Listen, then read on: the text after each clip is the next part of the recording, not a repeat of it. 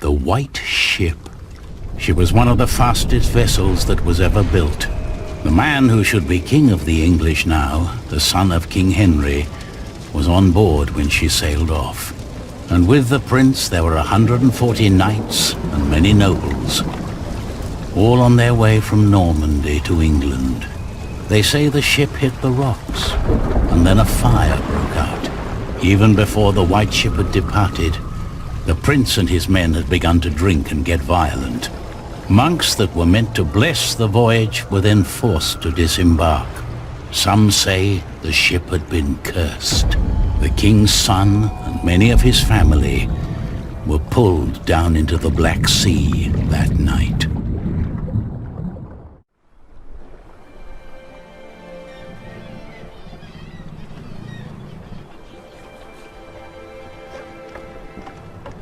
You're forgetting one important detail. Not only these monks, but also Stephen of Blois, the king's nephew, left the ship before it embarked.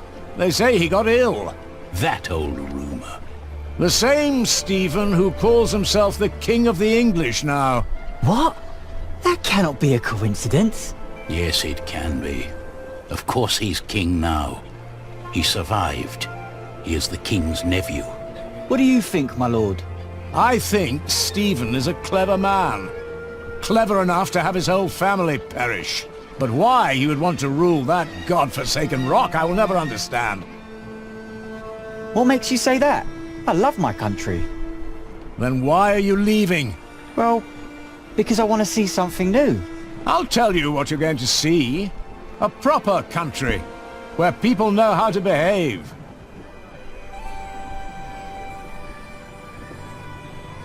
What about you? Why are you leaving?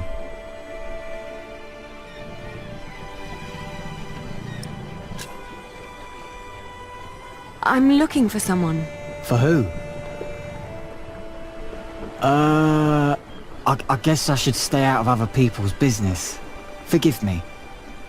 You English do talk a lot, don't you? I just don't know how to feel about leaving my country for the first time. I mean, how should anyone feel?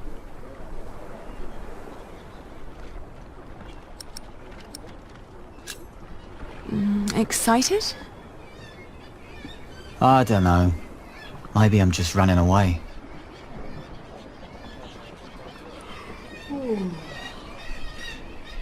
You should all get some rest.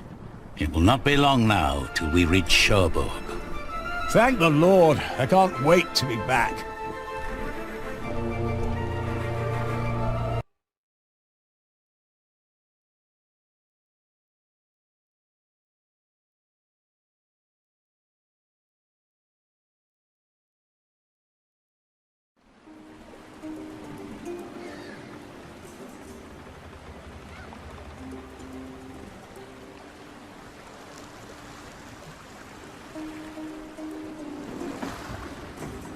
In the late summer of 1142, I had left my home country, England, for good. My old life lay in shambles, as did my former home of Kingsbridge. Having failed both my friends and family, I had set out to find my baby's father, the man I still loved with all my heart, Jack Jackson. And so early one morning in July, I finally arrived on the shores of Normandy. With nothing on me but a pouch of coin and a young, curious face yet unnamed, who was just as unfamiliar to this new world as was I.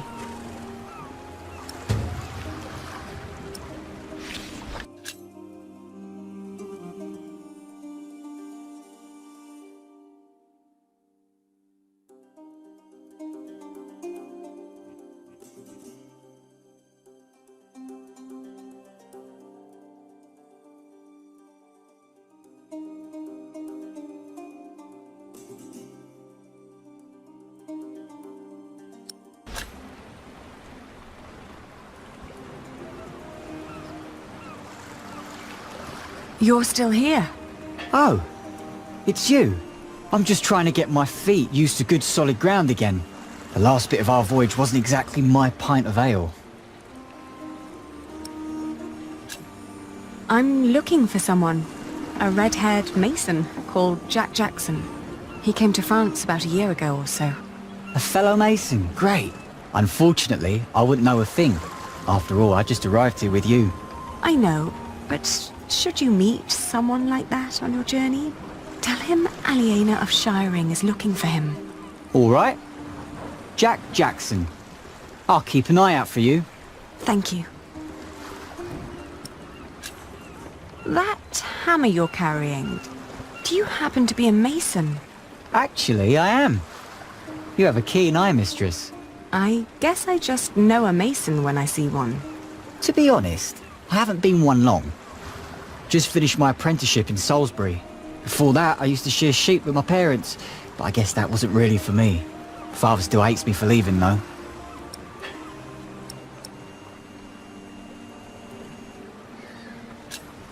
What will you do to find work here as a mason? Don't know. That's for me to find out. All I heard was that the wages are better over here. So you'll just travel from town to town and look for employment?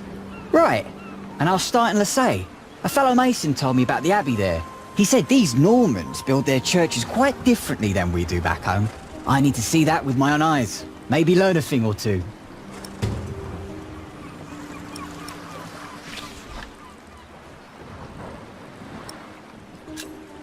Do many masons go to Lassay? I dunno. It's really just a tiny town. The mason who told me just happened to do some repairs there once. It's likely he told others as well.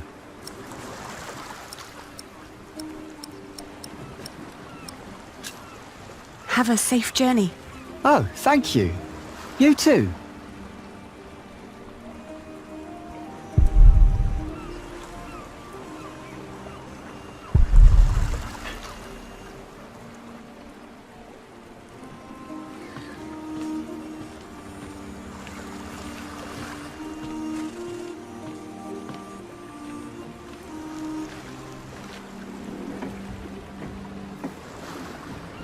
Good day.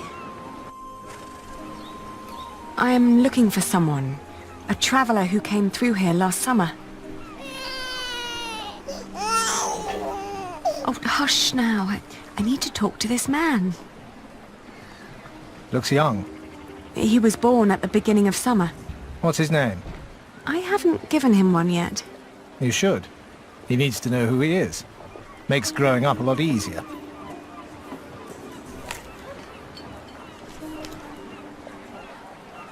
You said you're looking for someone.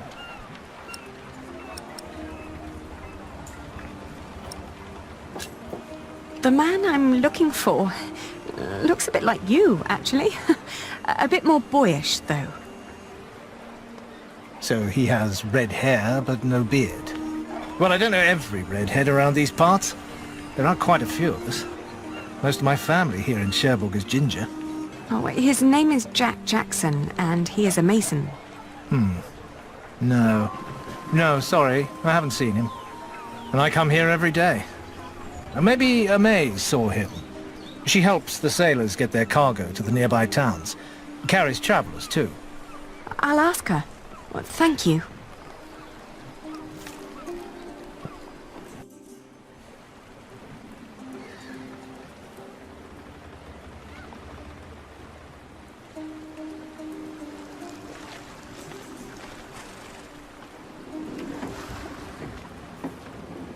Hey, you. That's quite a bundle you got there. Where are you headed? Have you seen a red-haired mason? He must have landed here sometime late last summer. Another ginger in Normandy? I wouldn't have noticed, even if he was carrying a hammer instead of a fishing rod. Maybe you should ask someone in Barfleur. That's where all the travellers come through, the pilgrims and kings. Their lot rarely lands in Cherbourg, with the fortress passing back and forth between Stephen of Blois and Geoffrey of Anjou. Why you even came to Cherbourg in the first place baffles me. It was the earliest ship I could get. You must be in some hurry, madam. Let's just say I needed to get away before I changed my mind. Fine with me. Who am I to judge?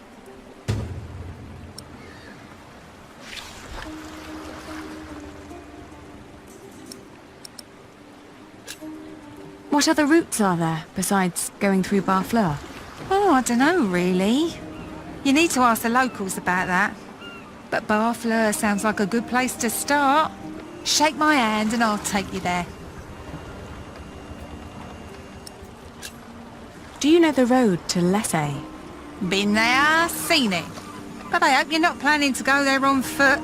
Tell you what, you give me some coins and I'll treat you to me wagon. You can even change your destination once we're on the road, would you say? All right. Take me out of town.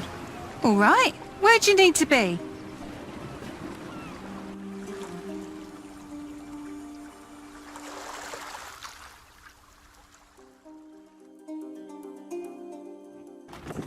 We went to Barfleur, a scenic port town built on granite. It was the biggest harbour in Normandy and the main entry point for the Normans to their new possession of the Isle of England. I talked to some of the sailors and fishermen, but no one had remembered seeing Jack. How could they? Almost a year had passed since he, a simple mason, had journeyed through the busy town, a town with no memory other than that of the last king who passed through on yet another one of his violent conquests. Maybe I was approaching this the wrong way. What had drawn him to France in the first place? The distance to Kingsbridge? Or something specific? What was my lead?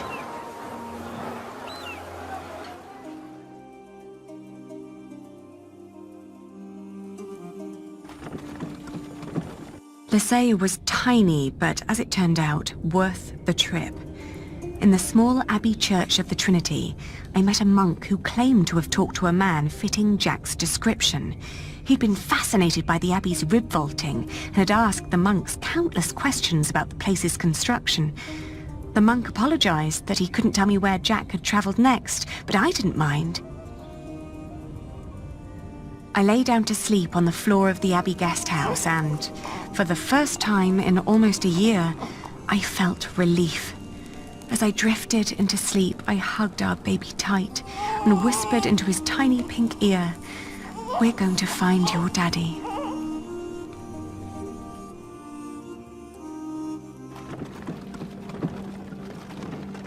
My father had once told me tales of the Mont Saint-Michel. Long ago, the Archangel Michael had urged Hubert of Avranches to build an abbey on a lonely rock on the ocean by burning a hole into his head. They say one can go and see his penetrated skull on display in the church of his hometown. It was a windy day when I arrived, and the place was crowded with pilgrims and jongleurs. I remembered Jack's fascination with these tellers of stories. I spoke to one who was just taking a break. As it happened, he had indeed met Jack, although not in Mont Saint-Michel, but on a road heading east from there.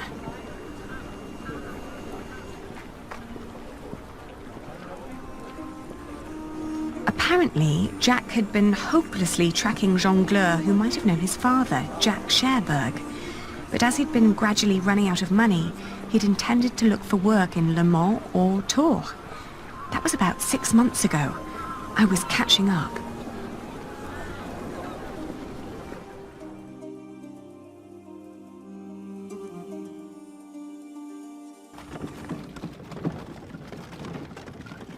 Going to Le Mans reminded me of all the trouble I'd left behind in England.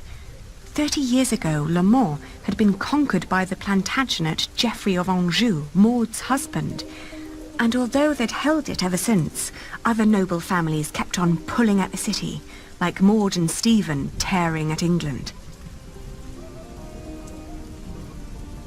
There was no sign of Jack, but I got news of a new kind of cathedral being built in Saint-Denis, just north of Paris. It was possible that Jack had gone there to learn from the craftsmen. That was, if he hadn't travelled further south looking for work in one of the many churches in Tours, the hometown of Saint-Martin.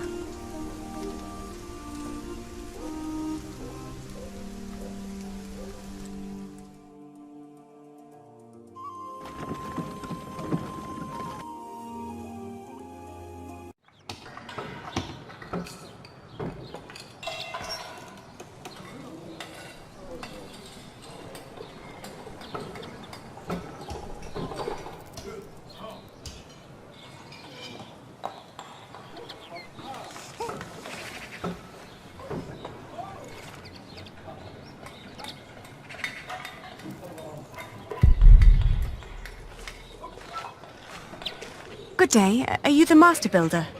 What is it? I'm looking for a mason who may have passed through here. An Englishman with carroty hair. He calls himself Jack Jackson. A redhead? Yes. Did you see him? He might have asked for work here. No, I'm not looking for new masons. We're just doing repairs. Ah, but was he here? No, never seen him. Now, stand back, woman. Something could fall on your baby's head. Are there other construction sites around Tours? Well, yes. It's a big town. And where would an outsider most likely find a job? Dunno. Ask around. I was told he wanted to come here. Or maybe he changed his mind. Are you sure you haven't seen him? I am.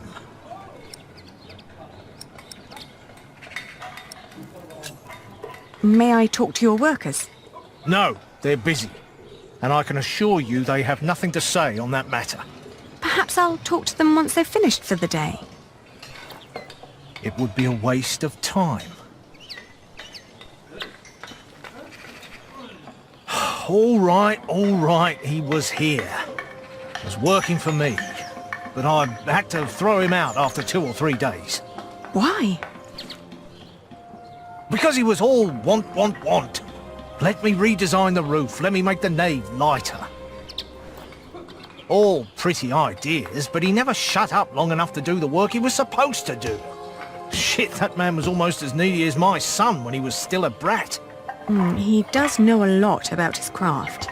Well, I know masons like him. They grow up gifted, but without a mote of discipline in their guts. Can't work with someone like that. Do you know where he went next? No idea. Maybe to Limoges or Angoulême. Maybe even to La Rochelle. Seemed to have plans for every cathedral on God's green earth, but none for himself. I understand. I'll leave you to it then. Bon voyage.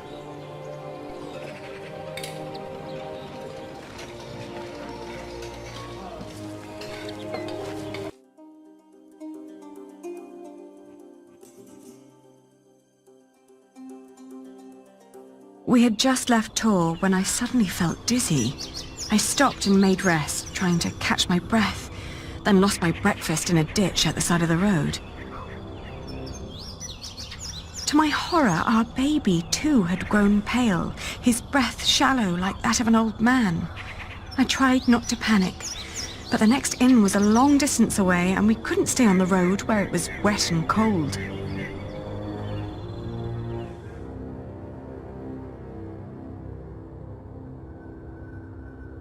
Back in Tours, the fever got worse. I remember people carrying me into a room, laying me on a bed. I tried to feed my baby, but after that, everything turned into a blur.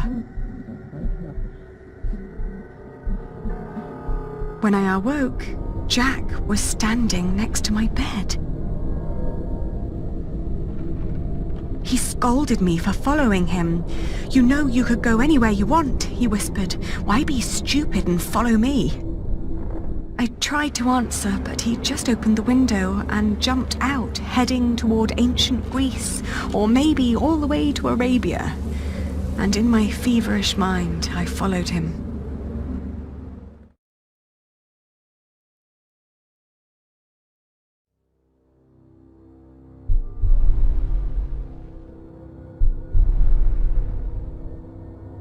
The further I went, the angrier I got.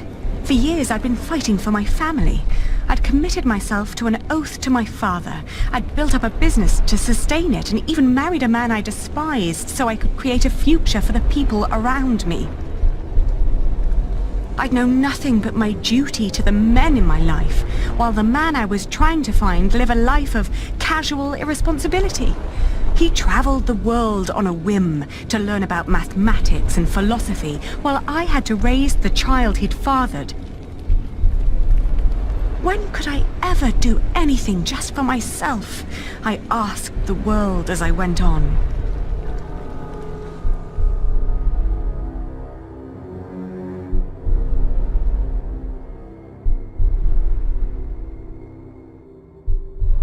I'd travelled in a circle all the way to the edge of the world and back, only to return to the place of our failure. With my eyes closed, I listened to the sound of ripping yarn and crumbling walls, and of coaches carrying good people away into a cloud of crimson dust.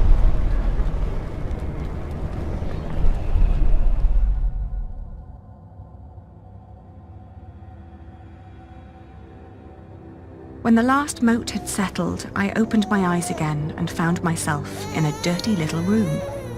An old maid was sitting next to my bed and smiled at me, then handed me my baby.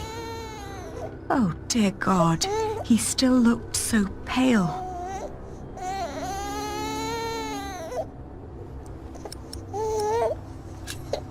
The more I tried to keep him warm, the colder he felt.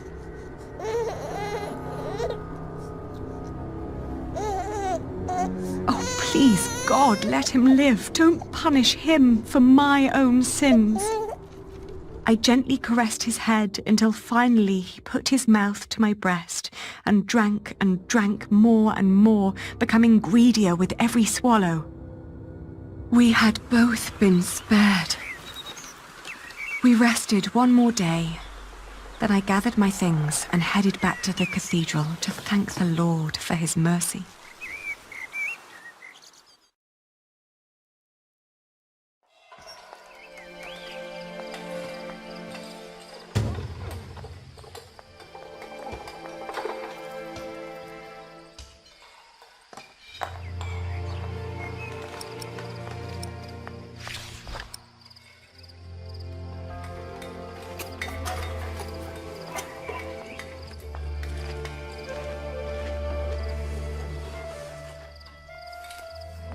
I thank you, dear Lord. All right, steady I now. thank you for having spared my child. I thank you for... Don't let go until it's done.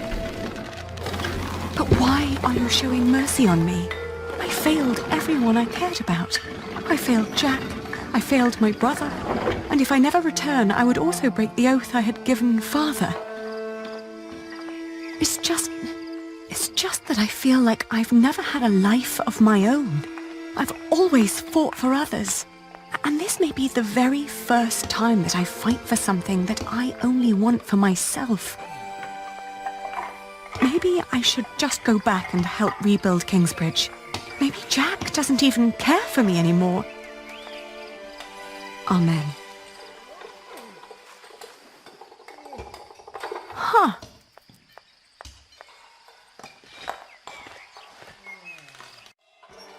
I've seen one of those before. It's amazing, isn't it? The man who did that really had it in him.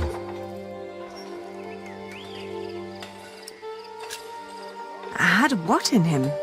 The spirit of a true Mason. It's a shame that the master let him go. In just 1 month he did so many things. What did he do? He came up with ideas for how to make the construction easier. But the master didn't want to hear it. To tell you the truth, everyone thinks that he feared for his own job having someone like that around. The last thing Jack did was carve that corbel. It was the one thing the master let him do. Then when he was done, he was asked to leave. Your master said he had no discipline. Let me tell you something. Jacques worked very hard on it. He was impatient and had a temper, but you could see that he tried to overcome it. Conquering that rock was very important to him. Oh, I understand that so well. Do you happen to know where he went next?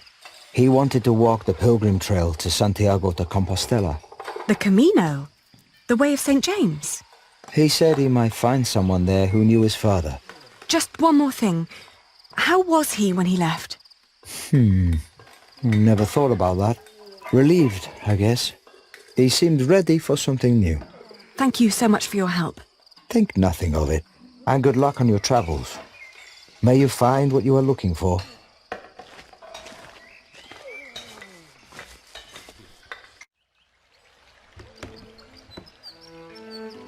Isn't it odd?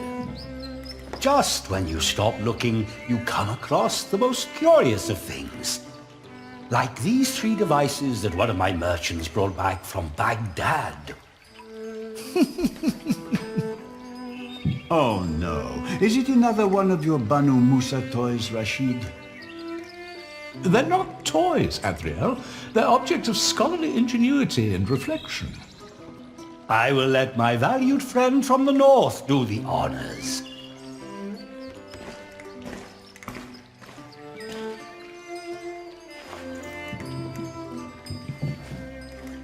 Jack, if you may.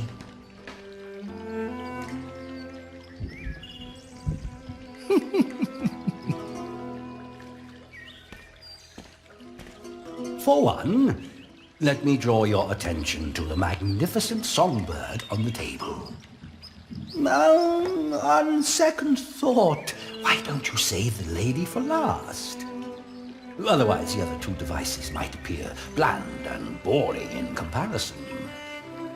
I agree. And then, to that wondrous No, it's donkey too heavy. next to the entrance. Although, the most astounding thing of all stands right between them. That statuette? Ha-ha, precisely. But, one thing at a time, let us let Jack decide what to demonstrate first.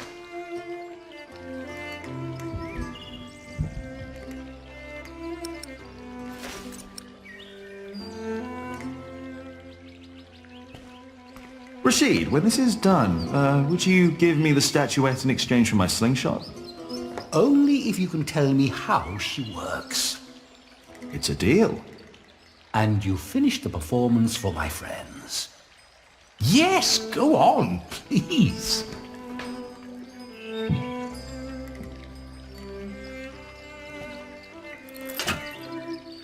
And now? Now, Jack will heat the water in the tank.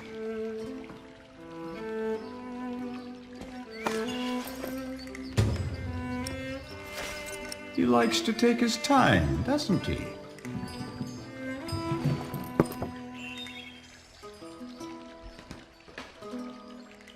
It's so beautiful it will make you cry. Just listen.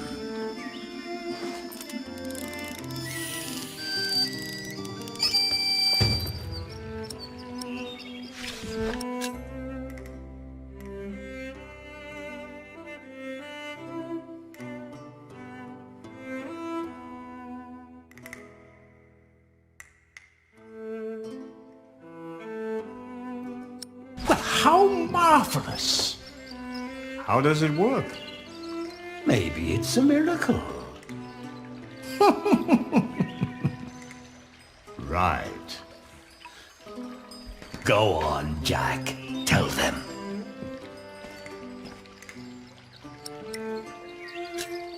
There's a hidden wheel inside the box.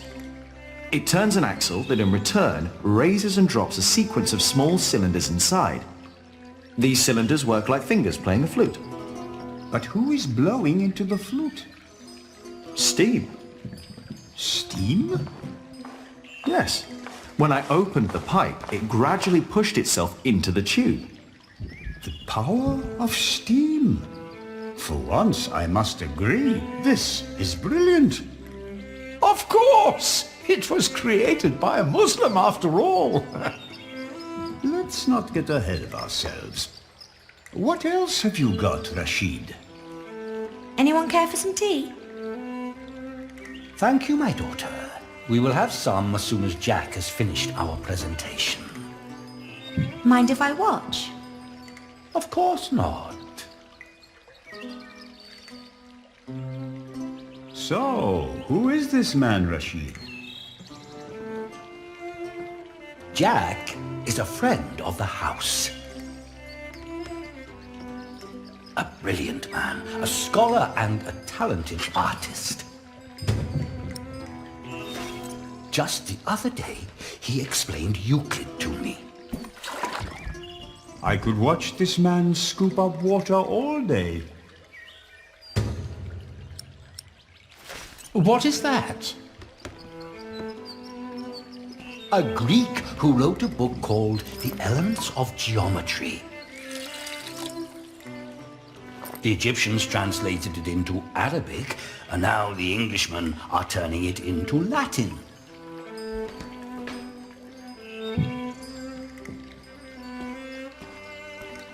Now, watch the head. Just any moment now. There. Did you see? It threw up. Rashid, this is disgusting. Oh, far from it. Would you kindly explain how it works, Jack? You see that bowl floating on top of the water? At the bottom of that bowl is a small hole. Through it, the bowl is slowly filled with liquid. Once it's full, it sinks, pulling a string which makes the ball drop onto a weight. This, in return, pulls the bowl up again, emptying it in the process. Thus resetting the entire mechanism. If you timed it perfectly, you could make it drop a ball at every hour. Turning it into a clock. How clever. For me, it's still nothing more than a puking donkey. Show us more, Rashid. One could join those two and build a singing donkey clock. One song after every hour. That would be pretty clever. I know, right? You could be the one to build it. Oh, that would be unfair. It's your invention. I would let you have it. Or we design it together.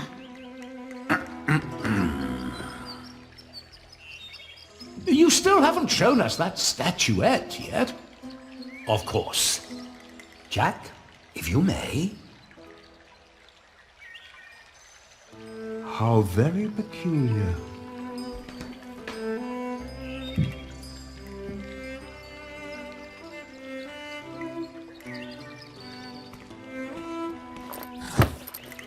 Oh, you will love this. Just watch.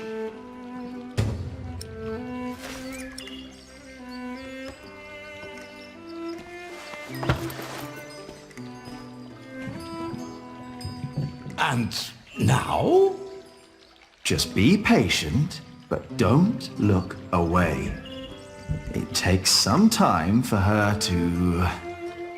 To do what? Is it crying? Isn't that amazing?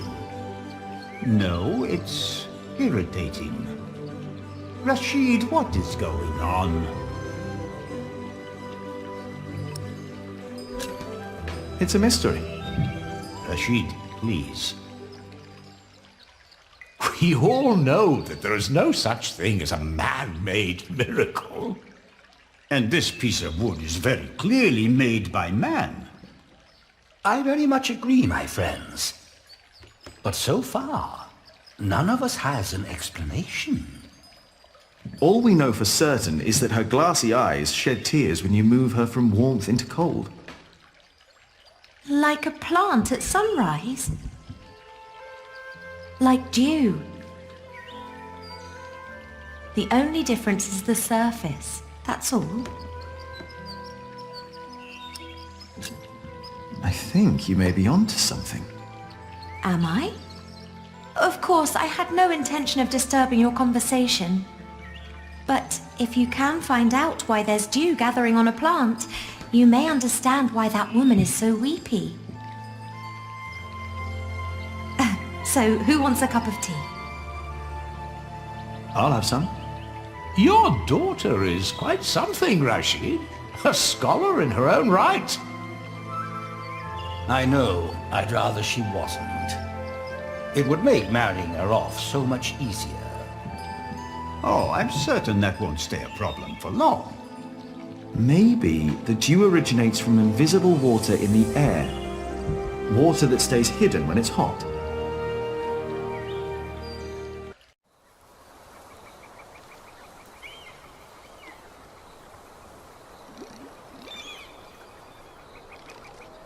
The pilgrim trails across France converged at Osterbat, in the foothills of the Pyrenees.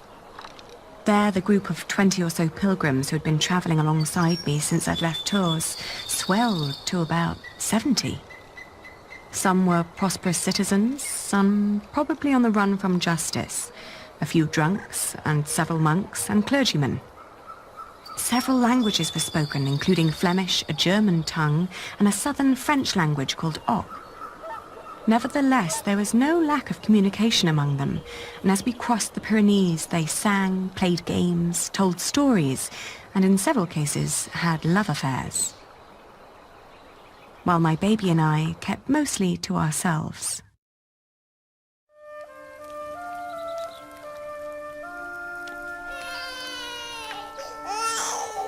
Ganz schön frech, die mit ihrem Kind.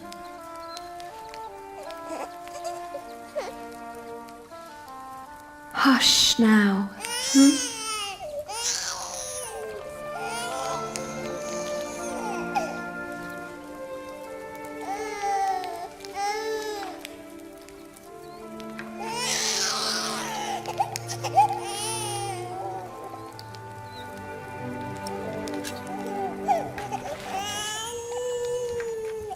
Richtig dreist.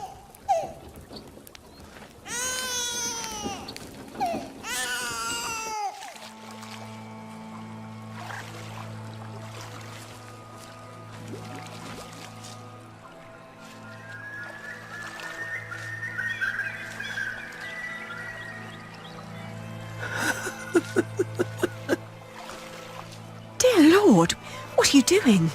You should get out of the water. It's freezing. My ring! I lost my ring! Dear Lord, please show mercy.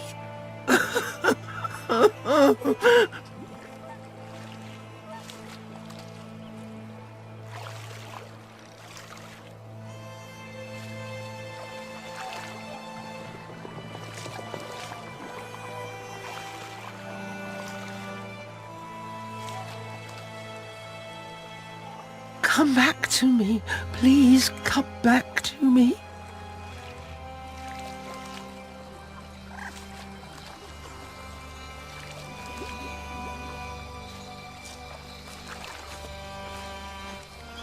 Where are you? Where did you go?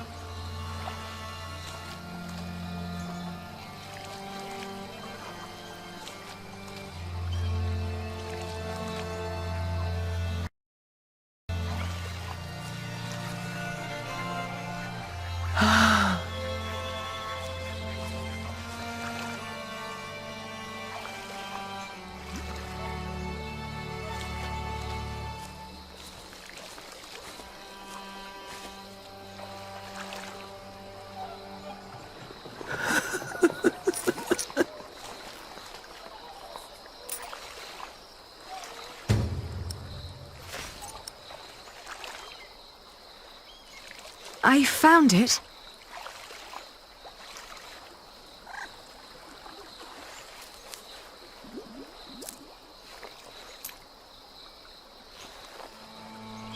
Yes! Oh, thank you! Thank you so much! You are a very kind woman. So very, very kind. I'm glad I could help. Yes, yes, thank you. Thank you so much.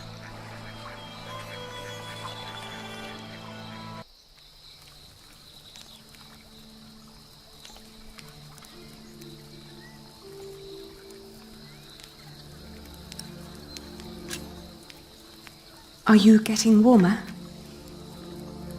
I am, thank you. I can see this ring is very precious to you. It was a gift from my stepmother.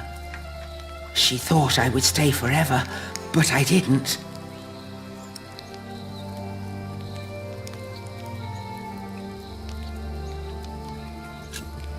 Why did you leave? Oh, I thought I didn't belong. She always said I was her daughter, but I was sure she was lying. I was so selfish and so stupid.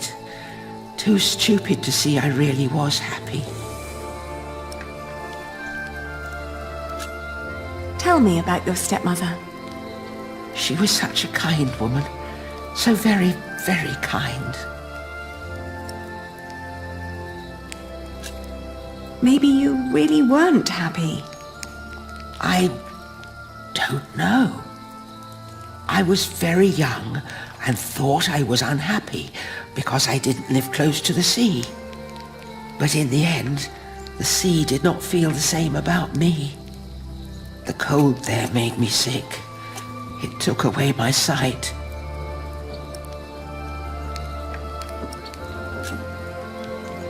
Why didn't you go back? She had been so angry when I left. So angry and disappointed. She would have never let me return. Ah, that's why you went on the pilgrimage. Yes, so that St. James might see my devotion, and I will be united with my mother in heaven. I'm just not as kind as you. Not kind at all.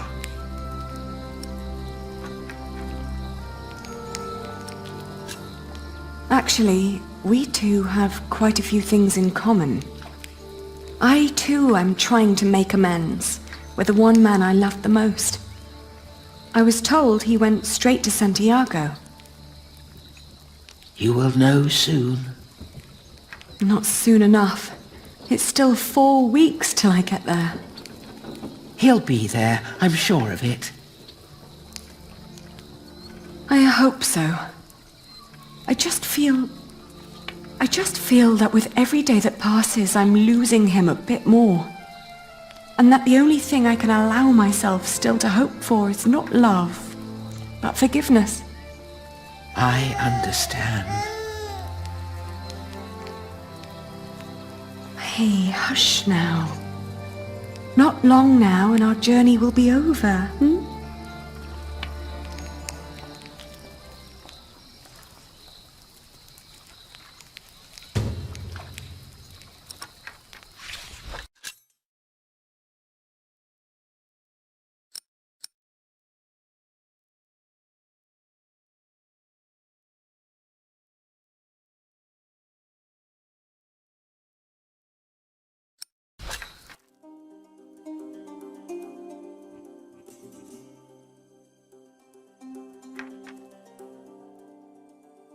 The woman's name was Alba. She came from a small town somewhere in Catalonia. I quickly got used to her constantly feeling out for her stepmother's ring and the sad guilt that would always follow in her milky eyes. I wasn't sure if she appreciated my company, but I couldn't leave her on her own either. By the time we reached Los Arcos, she'd stopped talking, while I kept on dropping a kind word here and there to let her know I was still by her side.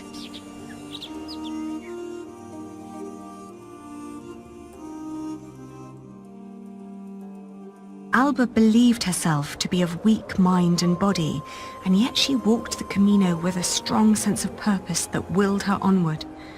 It made me wonder about what I'd told her about my own journey.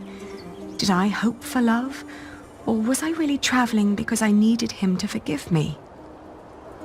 But what was there to forgive? My decision to marry Alfred had been in the best interest of the people of Shiring. It was a sacrifice I had to make to stop the evil reign of William Hamley. These questions had haunted me for a long time now. But if I really was going to see Jack soon, it was time to make up my mind.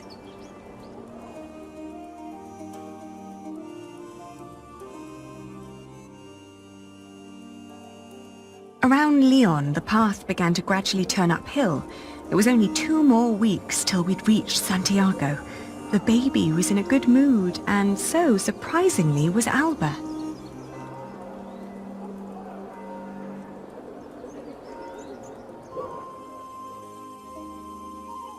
After Astorga, the trail got more difficult. Alba became slower and slower, and we had to rest more. She became quiet again. The strain on her old body grew, and she worried that she might not be able to reach the end. Still, we managed to push onward.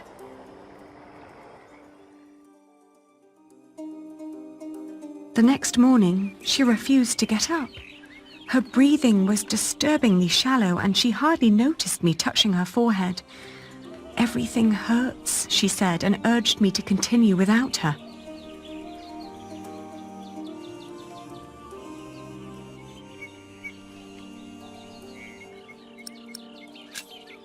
Of course, I stayed with her.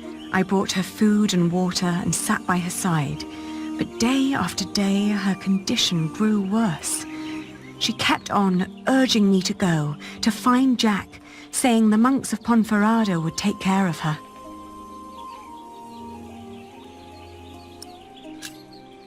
I'd hardly known her, and most of the time she'd tried to push me away, as if she considered herself a nuisance that slowed me down and who didn't deserve company.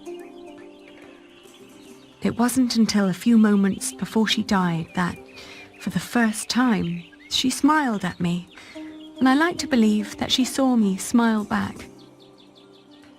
I still like to believe that here, in this unlikely place, dying next to a near stranger, she'd found a moment of serenity and happiness, but she'd not reached Santiago. When I left, that thought still haunted me, to see that a journey could come to an end so suddenly. But what would be different if she had reached Santiago? Could she have been disappointed by what she found?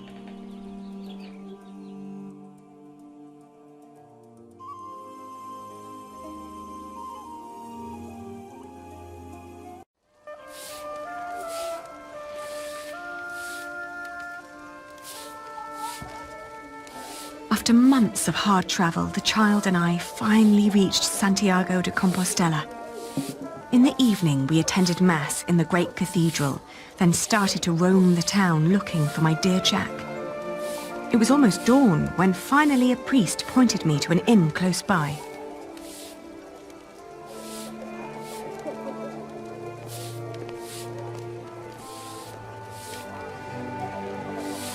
Buenos dias. Do you understand me? Sinto cho ben, pero non temos camas dispoñibles. No, I don't need a room. I was told a friend of mine stayed here some time ago. A red-haired Englishman called Jack. Do you remember him? Eu só che falo en galego, miña rula. Français? English?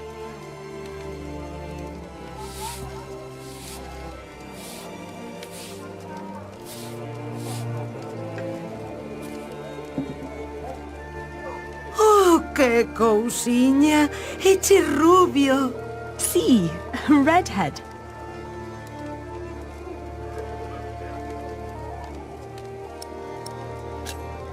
Have you seen his father, Padre del Niño?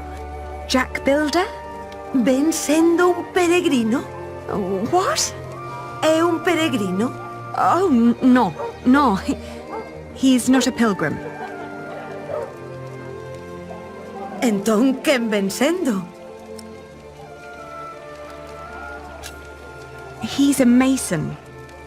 Ai, mal rayo, me partas entendo o que me estás a contar.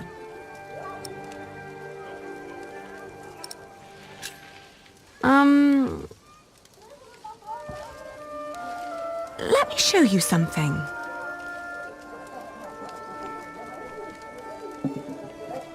He's a mason. He builds things like that. Ah, eche masón. Albanel. Sí, a mason. It's the same word in Galician. Por aquí pasan unha morea de masóns. Non me poderías dicir algo máis sobre él? Well, he's a mason and he has red hair. He's also very knowledgeable. But how do I tell you that?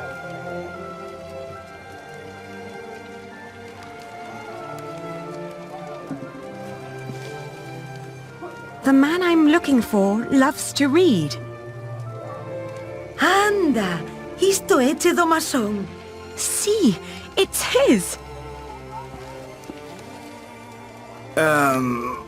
Oín falar dun masón que dis que se dedica a traducir libros en Toledo. Polo visto, di que se chama Jack. Yes, Jack. Have you seen him? Non sei cal será o seu apelido, pero ben é certo que non chai moitos masóns rubios aos que lles guste ler. Se tan desesperada está, por que non vai a Toledo a comprobalo por si mesma? Entón, marchou para Toledo.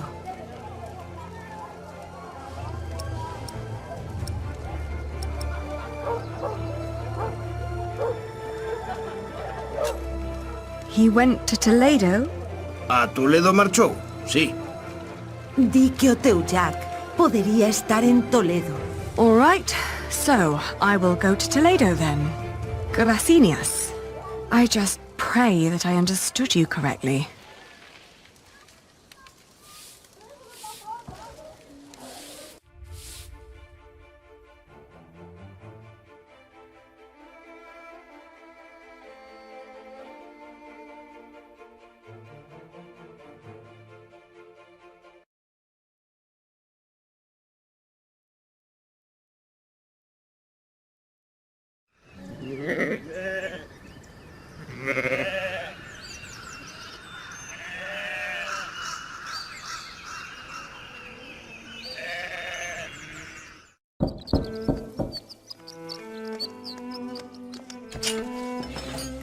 Buenos dias. Parlez-vous français? English? Of course. How may I help you? I was told a man named Jack Builder lives in this house. Who told you this? A group of scholars living at the edge of town. They said he used to translate old scriptures about mathematics before he moved here. Please wait here. I will talk with Master Rashid.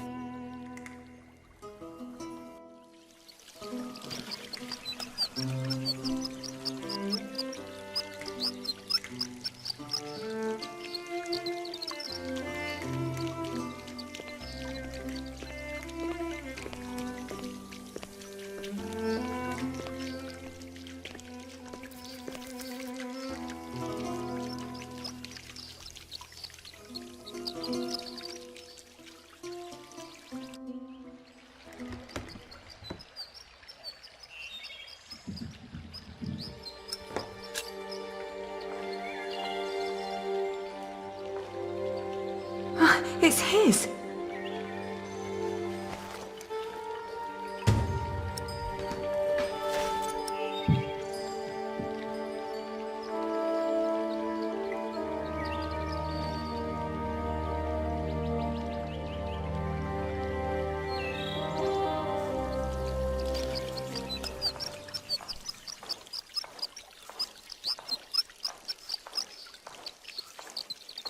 Oh, there you are.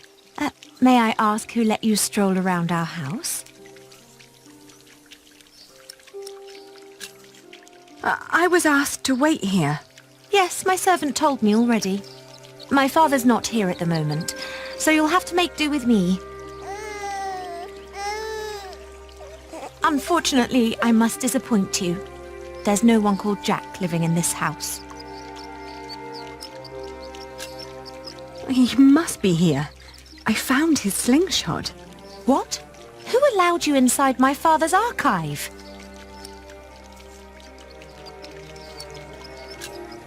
I didn't mean to be disrespectful of your hospitality.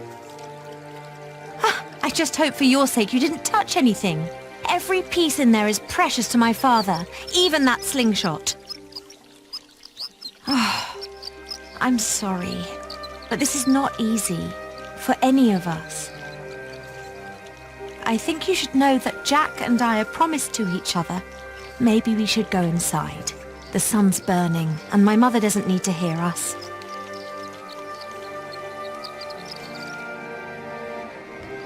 Jack told me about you. You are Aliena. You're the one who rejected him and married his stepbrother. And now you want him back. I need my son to meet his father. His father? The little one is Jack's son. He is. He always said that he had come here to find out about his family.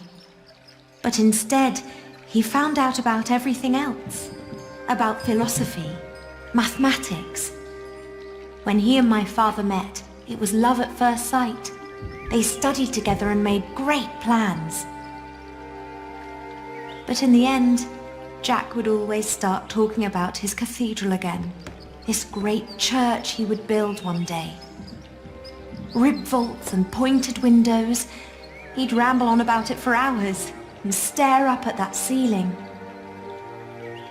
We three sat here for hours and talked. And then in the evenings it would be just the two of us.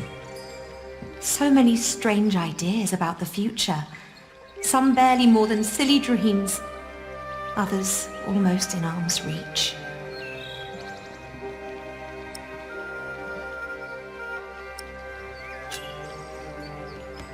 Well, where is he now?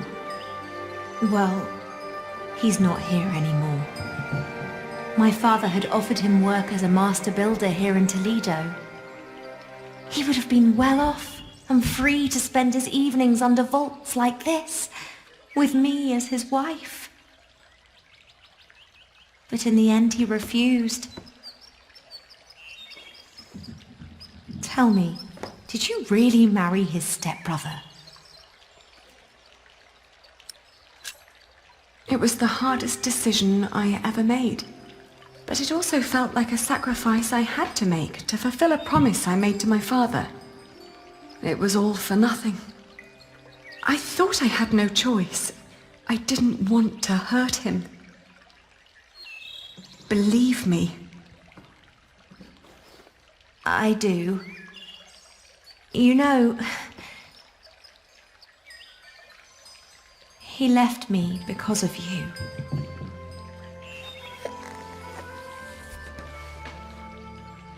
Even after all you did to him, he couldn't let go. You can be glad that you ran into me and not my mother. She was enraged when he left. He can have that effect on people. But apart from that, we made our peace with him. Father even gave him one of his favorite pieces of his collection as a parting gift. A small wooden statue with stone eyes in exchange for his slingshot. Would you mind telling me where he went? He went to Paris to work on the Cathedral of Saint-Denis. He said he never found out about his father, so there was no reason to stay down here anymore. Paris? Yes. If you find him there, tell him I don't miss him. Thank you, and all the best to your family. Thank you. What is the child's name, by the way? Well, he has none yet. I wouldn't name him without Jack. Isn't that a bit silly? Maybe. But he's his son as well as mine. It's his right to have a say in it too. Then off to Paris. That baby needs a name. He will get one. Thank you.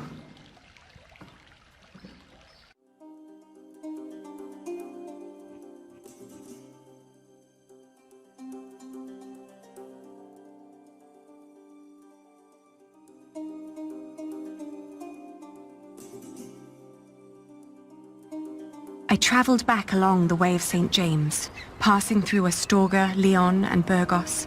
I crossed the Pyrenees, revisiting Bordeaux, Angoulême, Poitiers, but never stayed longer than one night. The closer I came to Paris, the stronger my old doubts and fears resurfaced. If Jack really was there, what was I to say to him?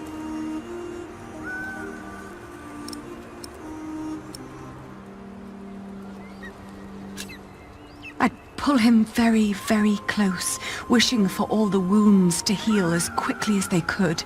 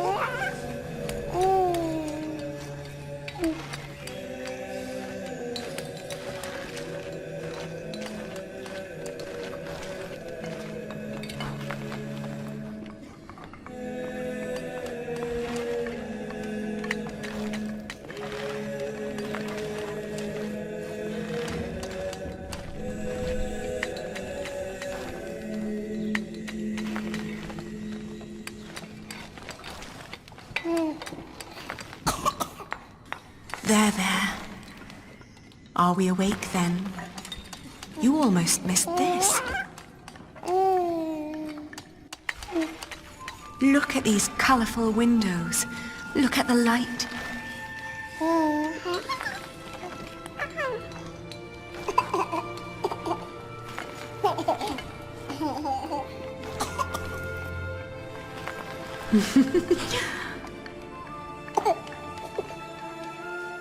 Ali. We came to see you, Jack. We? Is he? He is your son.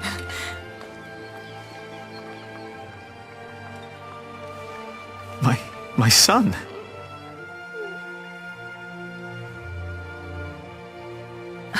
I'm sorry. It's not your fault. Ali, where do we go from here? Wherever we go, I want to go with you.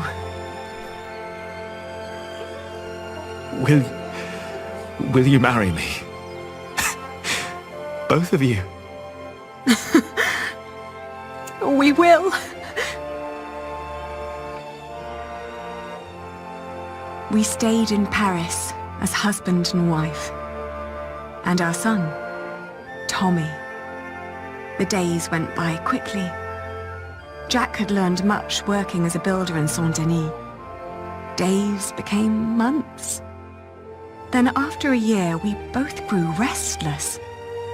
Where can we go from here, we asked ourselves again. We both confessed that we wanted to see our families, our friends. And then we knew where we wanted to go. Home. Even if it was in shambles.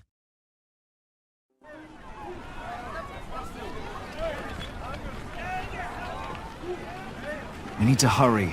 The ship to England will leave soon. What's going on here? Whatever it is, if the crowd doesn't clear up, we'll miss our ship.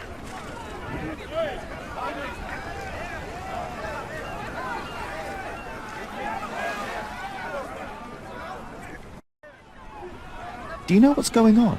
Oh, chaos. I can't get these people to calm down. God knows I tried. What happened? The jongleur told the crowd a few stories. Then he sold people some miracle charms, but it was just fairy tales and painted stones. Well, it always is. I know, but I'd need a real miracle to calm them down now. Otherwise they'll rip him apart.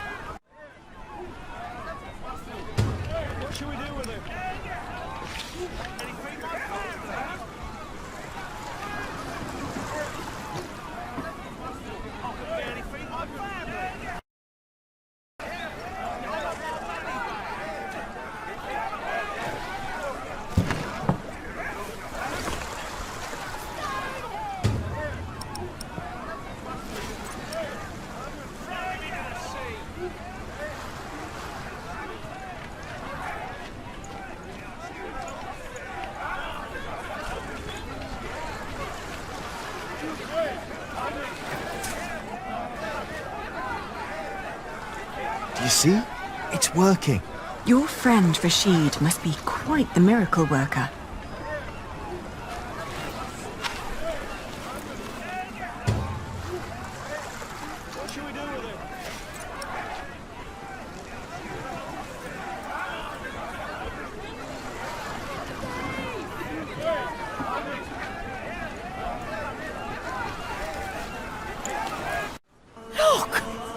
What's going on? The Holy Mother. She's crying. Revere the Holy Mother, for she has blessed us with a sign from the heavens. Cease your doings right now and witness the miracle. It's true. Lord in heaven.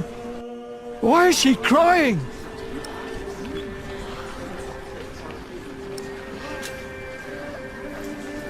She weeps for your sins. What has this man done to you that you would treat him like a wild animal? He tricked us and took our coin. And you would kill him for your own foolishness. The Holy Virgin weeps, for you are not living by the word of God. It is the Mother of God. Forgive us, Holy Mother. Where did she come from? For hundreds of years, she languished in the land of the Saracens. Dormant, she has been waiting for the one to bring her home. Listen to what he has to say. The Holy Virgin has chosen this young family to protect her. Tell us all where you are headed. Her destination is beyond these waters. In the small town of Kingsbridge, in the earldom of Shiring. There she wants to rest. Kingsbridge? Where's that? Hail Mary! Make way for the Holy Virgin! Hallelujah! Make Robert well! Huh? Blessed Mary, let my daughter conceive. Give us a good harvest! They're donating to ask for her blessing. Oh. The weeping Madonna shall hear your prayer. And with your donations, I shall build her a new shrine at Kingsbridge, a cathedral.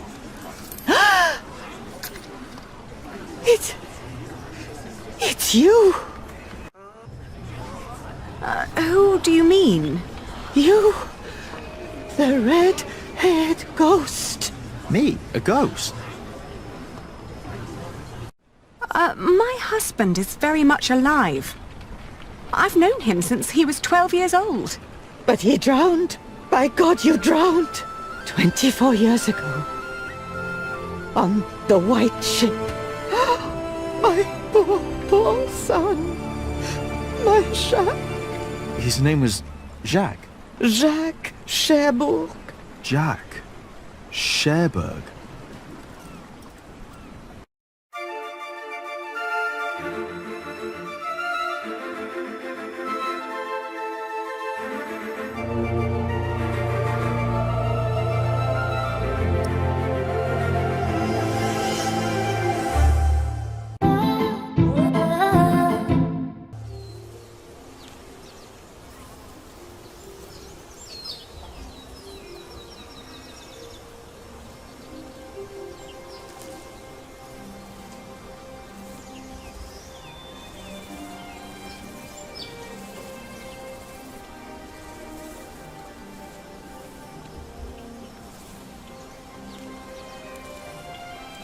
So much has grown, but there are no roots, no herbs.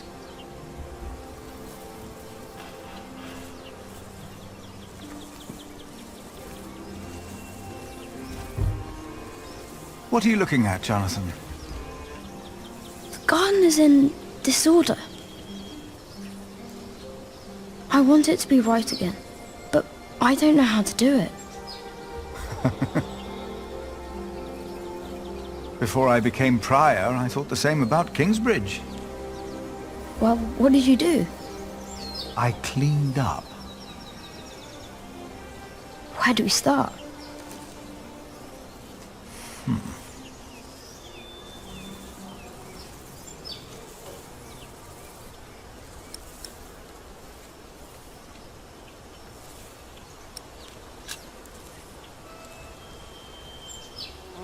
For plants to take root, the soil must be loose and fertile. Oh, so we have to dig? But it's still overgrown with weeds. So, what can we do? Well...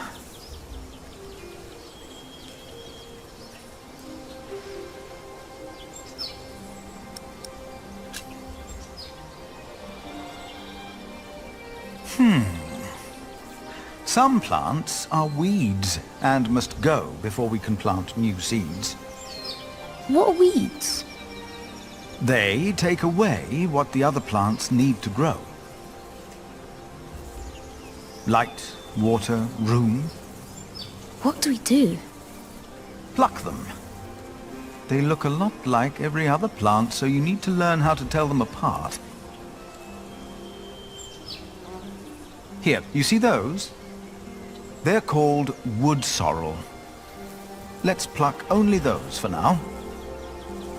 I'll do it. If you insist. Make sure to pull out all of the thin roots. And now what do I do?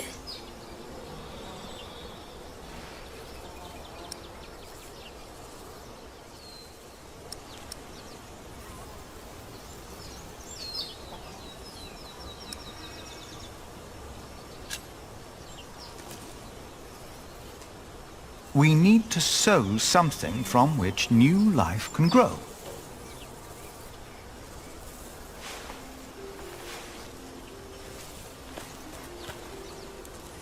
What is it? The ground's too hard. You're right.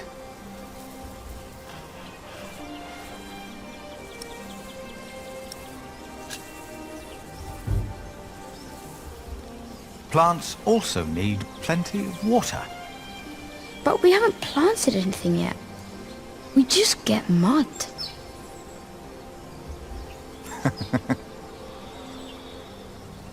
Let's think of something else then.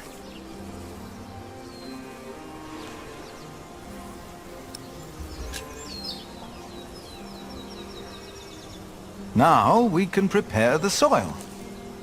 So, may I dig now?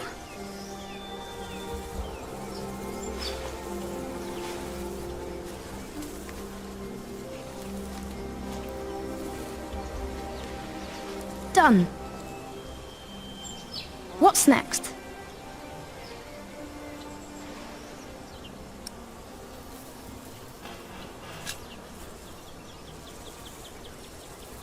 Stay here. I'll be right back.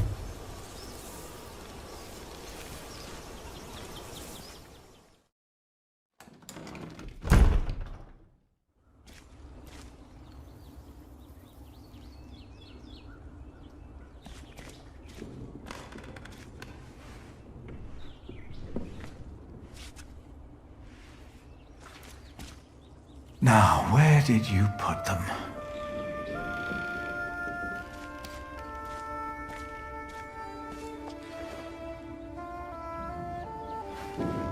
Ah, here they are.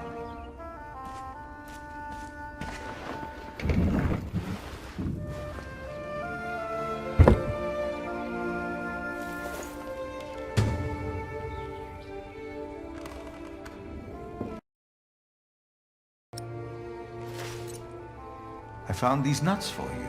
Remember, Milius? You always said that one day there will be a beech tree growing here. I think it's about time.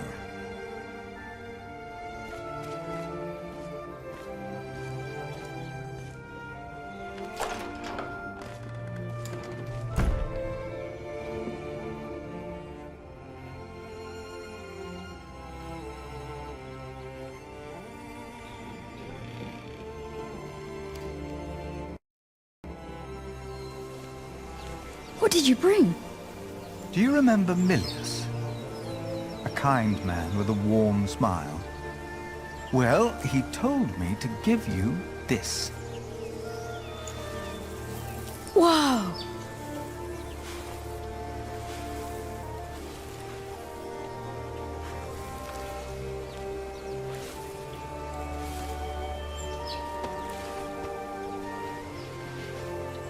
Now we just have to wait. All right.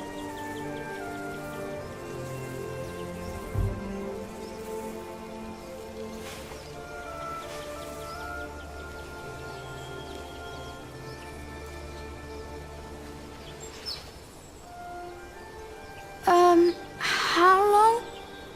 Too long for us to keep sitting here. That long. Some things take time. And only with patience will you receive your reward. Why do we have to do all these things if all we had to do is wait? Simply waiting would not have been enough, Jonathan. You just paved the way for things to take their course. They are happening right now. And in a few days' time, we will return and see the first green leaf of something new. Oh. Is it God's reward? Maybe. Does he make things grow? You made it. No, I just planted the seed.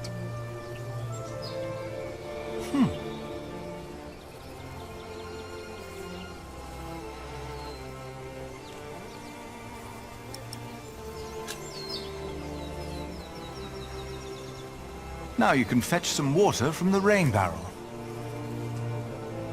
But that water's smelly. It's been there forever.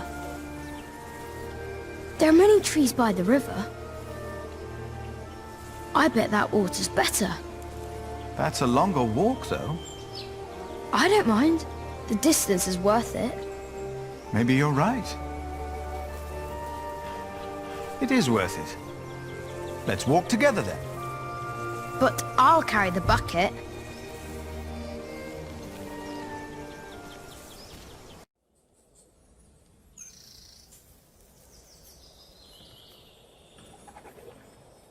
Why isn't Remigius holding the sermon?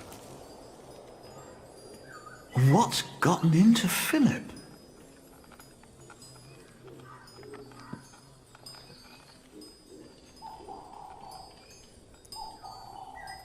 Our church lies in ruins. But all of this, these dire times, have revealed something important to us. Something that, maybe until today, I wasn't aware of. What do you mean?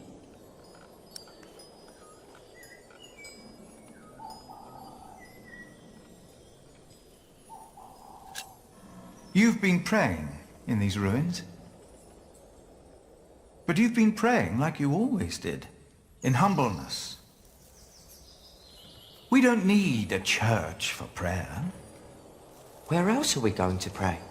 The chapter house? The church is where God resides.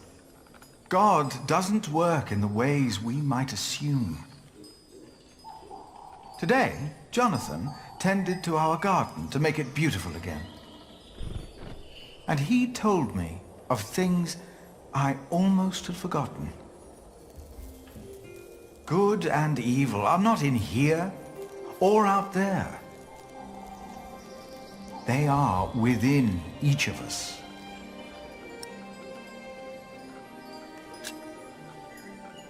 God made us in his image. Thus we carry the godly spark within us. But we have witnessed that man can have the devil in his heart as well. Prayer needs no special place, for we are his church. In our actions, he exists. We are God's temple. No man is closer to God than any other man. Whether you pray in church or on the streets of our towns, whether you're a man, woman, monk, or bishop. Philip, look outside. You have to see them. You've got to see the horses and the colors. Jonathan.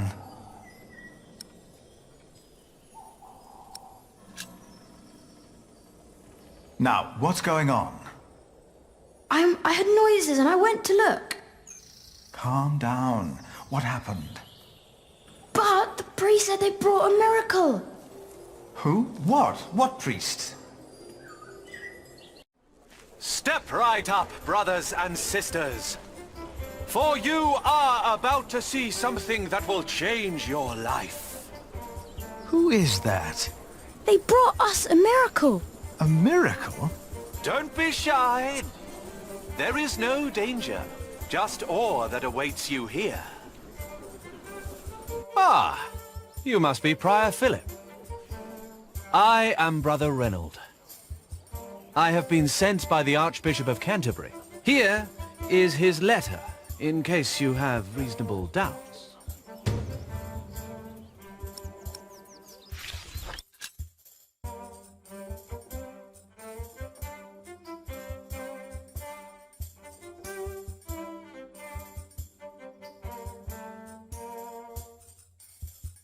We've been charged to accompany the Weeping Madonna.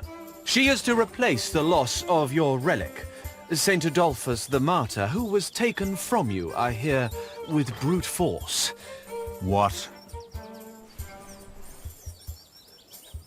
On her travel from far away Africa, she has collected donations to reward Kingsbridge for your faith in her and in the Lord.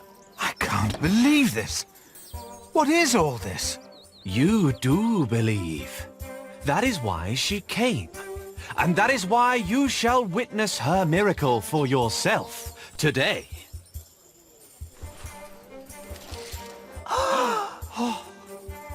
The Weeping Madonna came to me in a faraway land named Africa.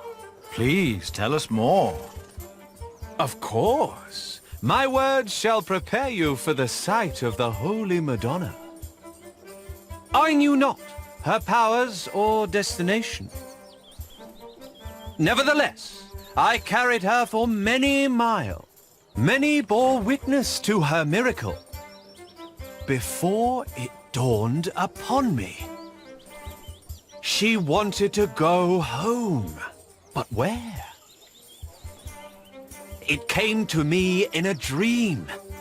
It was Kingsbridge. Excuse me. Don't interrupt. But I wondered, what shrine should be her shelter? Please, tell us more. Of course. My words shall prepare you for the sight of the Holy Madonna. She said, "You shall build me a new church in Kingsbridge." So we set off, with the blessing of Archbishop Theobald of Canterbury. And along the road, from Paris, over the sea, and all the way to Kingsbridge. Devout That's not fit for a Christians shrine. have given money And I think for there's the someone building of the snoring Church in of there. the Weeping Madonna. Strange. This Church of Kingsbridge. The Weeping Madonna Nothing has sacred chosen about you, this. all of you. I could have continued to carry her from town to town until my flesh succumbed. But this was not her will. But I wondered, what shrine should be her shelter? This time, it was the Madonna herself who answered my questions. And I will tell you again. She is a true miracle that will change your life as she changed mine. Many bore witness to her miracle before it dawned upon me. She wanted to go home, but where? It came to me in a dream. Tell me the truth. Was Why are you here? We are guardians of the Holy Virgin that sheds tears. We were appointed by the Archbishop of Canterbury, but it was the Holy Virgin herself who chose us while she travelled through Europe. Oh, yes. How did that happen? She speaks without words. You must be thinking, how can he be so sure? In the beginning, They look almost like I only had horses. my faith. I knew not her powers Hollow. or destination. Feels like a wicker basket covered in pelt. Nevertheless, I carried her for many miles. Do you speak English? No English, no campandare, no. Oh, what's this? I think you might have stepped into horse dung. What? Where? No English, is it? Just un poco, sì. Could you talk to this man, Martha? Yes, it's strange. He was quite talkative just a moment ago. He told me he was from Damascus in Africa. Isn't Damascus in Arabia? There's one in Africa too, I'm sure. Why are you pretending you can't speak English? No inglese, melada. And I will tell you again. Have they revealed the miracle yet? Not yet. She is a true miracle that will change your life as she...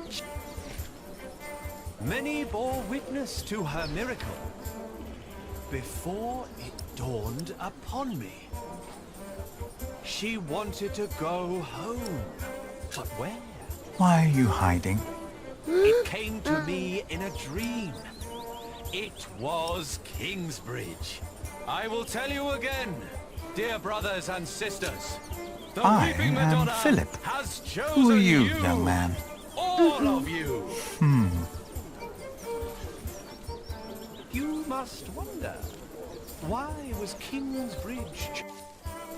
She said, you shall build me a new church in... Can you feel it? Brothers and sisters, you are about to witness a miracle. The Madonna knows how you have suffered. The Virgin Mother had to witness the rise and fall of her Son, our Lord Jesus Christ, and never stopped believing. Kingsbridge has endured many hardships. Prior James left you before his time when you needed him the most. Your old cathedral was burned to the ground. How do you know this? And your new one collapsed even before construction was finished. You have suffered the ruthless destruction of your market, homes, and lives. Dada! All of you have lost husbands, wives, and children, family and friends. Dada! All of you know how it is to be hungry and afraid. Jack. Helena. Philip. But this is a miracle, isn't it? Or something along those lines. But how? We thought it was time to give Tommy a home. The boy? Your boy? Well, Philip? Do you recognize him? Our little Tommy? Tommy? But...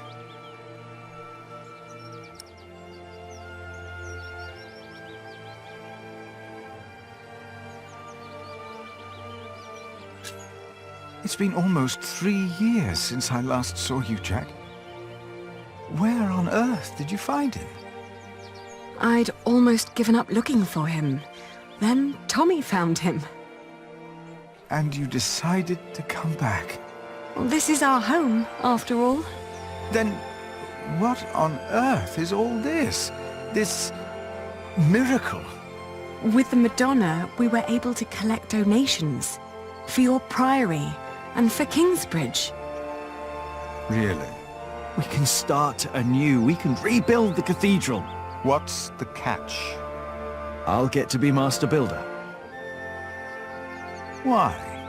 I've studied the cathedrals, churches, and houses they build in France and Spain. I saw how different their constructions were, with new shapes, colors, and ideas.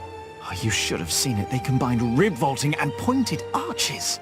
I want to do that. That's why. Why here? because this is home.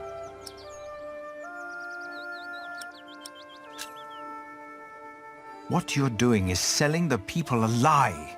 This is a harmless deception. There is no such thing as a harmless deception. It serves the same purpose as an illuminated drawing in the Bible. Our show illustrates the truth that the Weeping Madonna comes from a faraway land, which it does. And she can weep too. Though that is more of a technical achievement. You want to sell something explainable as a miracle. The church does the same. You said so yourself. You even wrote a book about it. Yes, I said that it was not right that the church is faking miracles. But it works, doesn't it? Oh.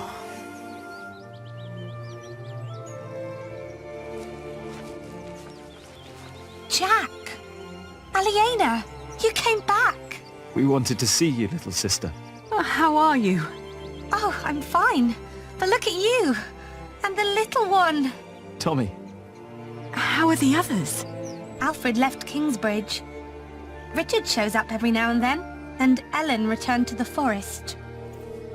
We need to visit her. What's wrong, Mother?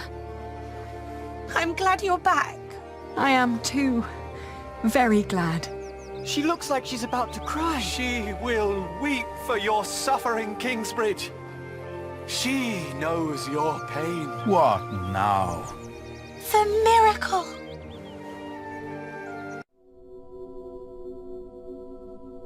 Her eyes are wet. Her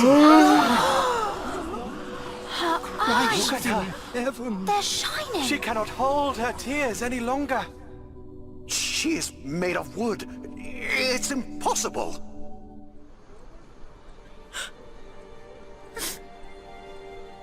Why are you weeping? She is mute ever since her husband died. The Madonna has suffered as I have. She understands.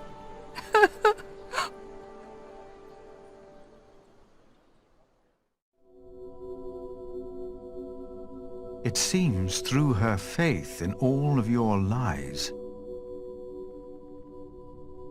Mary has found a miracle. We can't keep trying to repair Kingsbridge by ourselves. Things are not improving. We're struggling to keep things as they are. But we can't afford to hire help. Without farming and fairs, we're back to Prior James's time. All these past years, my advice was good enough for you. But it appears you've changed your mind now, again. It is time we started doing something to wake up and make Kingsbridge what it used to be. We did before, and we can do it again. I'm not willing to accept a risk like that. Don't you remember what happened last time? My, how easily we forget. I remember well. And still, you put your trust into a group of random strangers to make things better. Philip, why in God's name have you stood by and let this happen? They're tricking us into giving them money for false idols. They are giving us money. So that we'll place this idol in our priory? Do you approve of this?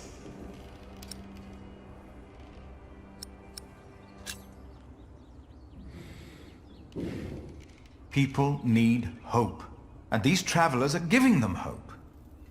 Yes, it is a deception, but with good intentions. Mary speaks again. Is that not a true miracle? You fell for them. You really did. And now you joyfully take part in their deceptions. I'm warning you. I cannot support a prior who tolerates heresy. Your threat won't sway me.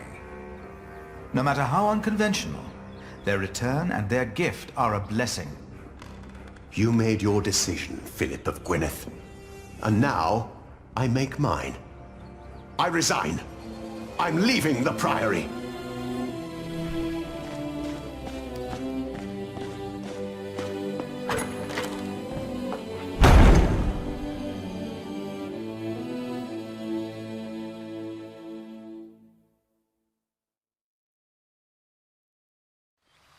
You got so big, Tommy.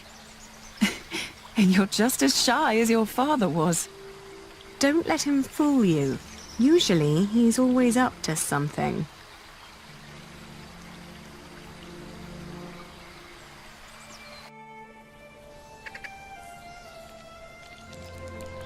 Tom would have been proud of you. Of both of you. Is she still here? Hmm? Tom's wife. Oh, no. Martha and I moved her to Kingsbridge. She's with Tom now. He always wanted that.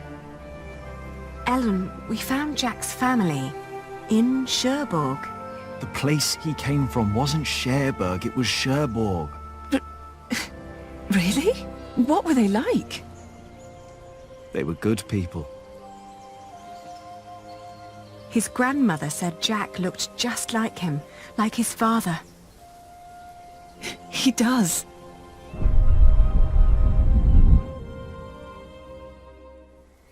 But they never came for him or asked about him. They thought he was dead. His ship sunk. He'd always wanted to go to England. Have you ever heard of the White Ship? No. The king's family drowned. My father was there. He was the only one who survived. Not for long. You told me that he was accused of stealing a chalice. Yes. But I know he was innocent. I heard the story and had to find out what he looked like. He told me his name. I fell in love. I helped him escape. But in the end, they caught up with us. What happened then? They hanged him. I was there. And you were there, Jack. But you weren't born yet. He was led to the gallows. Everyone was quiet. The people somehow knew he was not a thief. But I knew for sure. He told me. He was so afraid. He didn't want to die. I didn't want him to die. And I prayed. Then I heard his voice. Quiet. Sang sweeter than ever, as if the falling melody might wing and net dissever. At dusk the hunter took his prey, the lark his freedom never. No! No!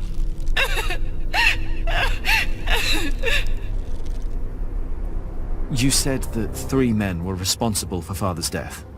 Who were they? The Sheriff of Shiring, Percy Hamley, Prior James of Kingsbridge, and Archdeacon Waleran Bygod.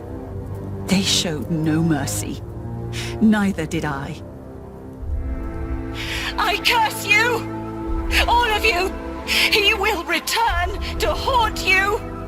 One day, you will be judged for what you did.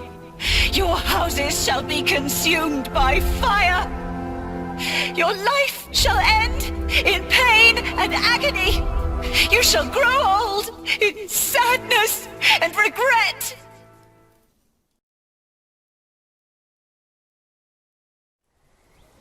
The people they killed will return to haunt them. I promised them.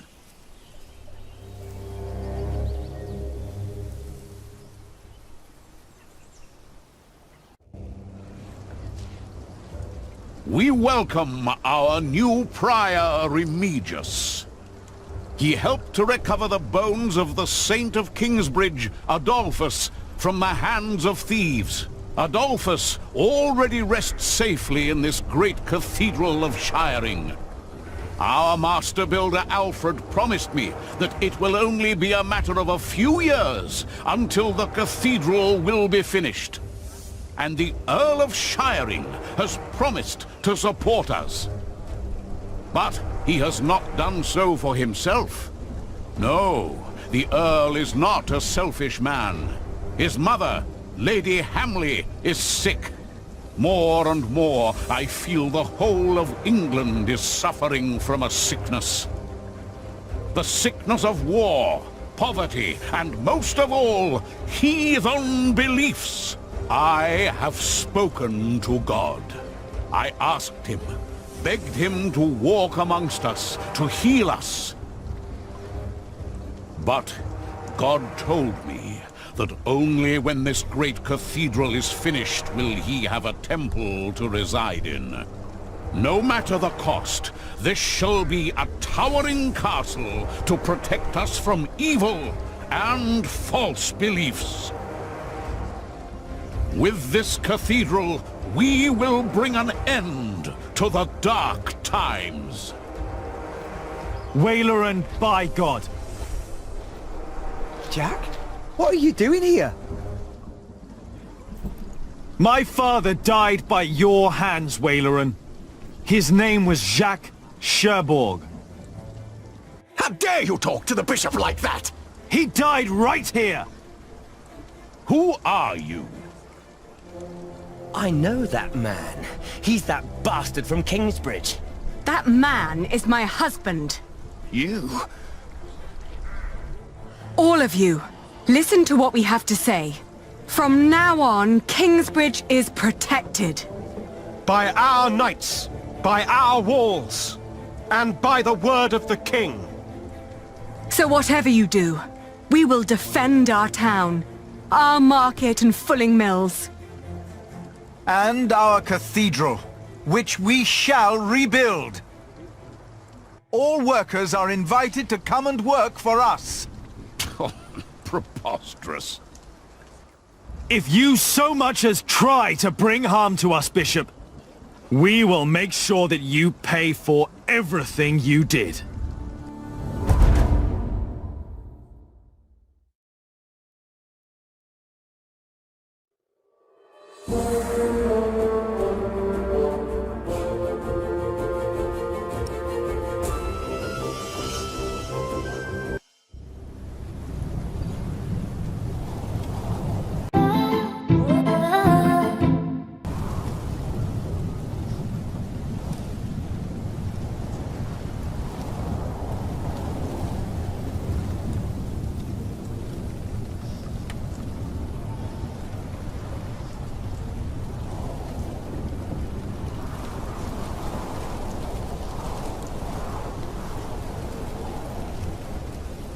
It had been 3 years.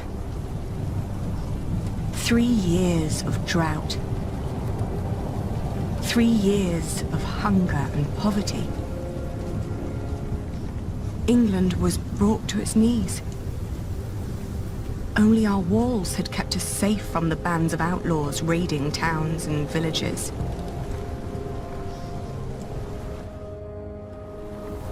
Bishop Waleran and William Hamley forced the workers to finish their cathedral in Shiring. Many had died.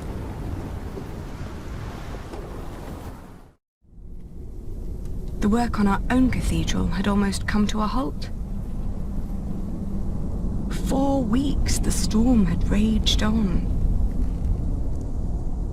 It was then that our cathedral gave up its last secret.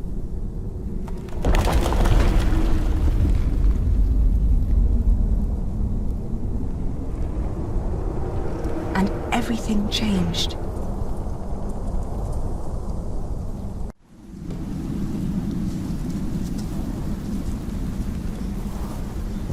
Tom, I don't think you would have liked the sight of this.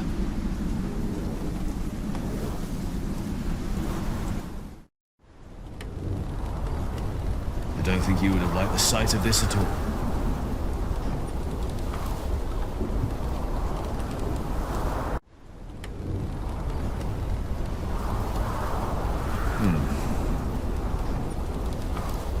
I know. You've not planned the cathedral to be that high. I reinforced the walls, like in Saint-Denis. The storm shouldn't be that much of a problem. But if it's not the storm, then what is it?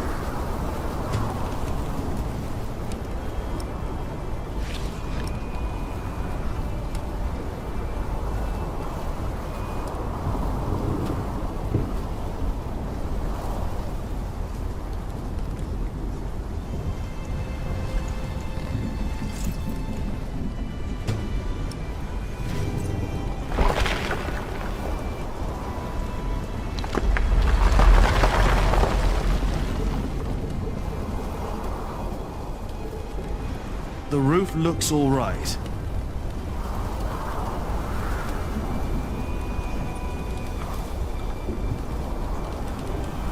No need.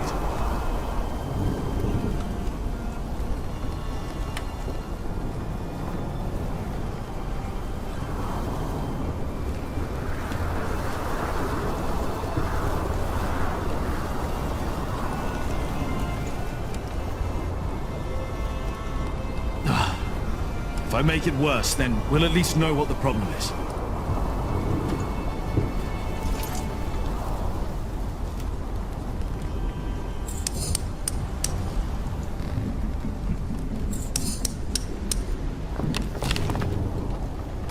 All right.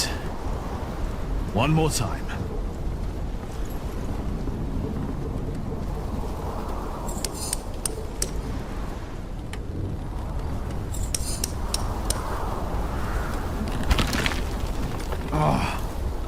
If the vaulting were unstable, this part would have collapsed and the wall would retract.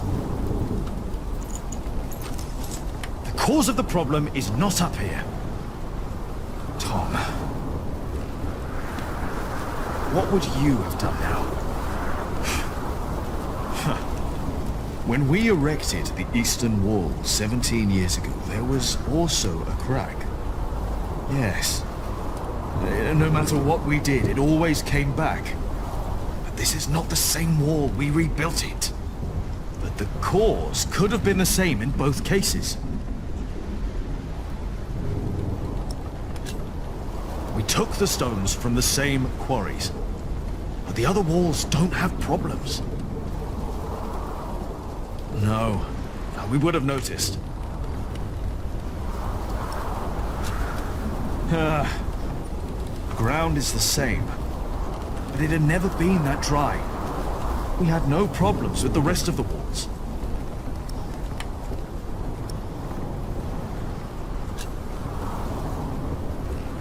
The crypt! Huh? Yes, Tom.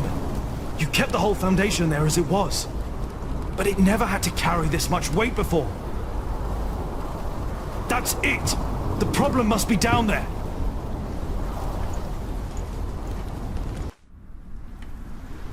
They were enraged. Bishop Henry thinks that the Pope should hear about what you wrote. I think so, too. I would be honored if he read my book. Philip, I really am worried about you. There is no need for you to worry, Jonathan. It is just a book. The problem is that the people love your sermons and what you wrote, even though most of them can't read. Your book is being copied in priories all over England. Is that not a good thing, if our message gives people hope? In desperate times, hope can be a powerful force. That is very true. Well, I fear the bishops. They might come to believe you took that power from them. Huh? Do you?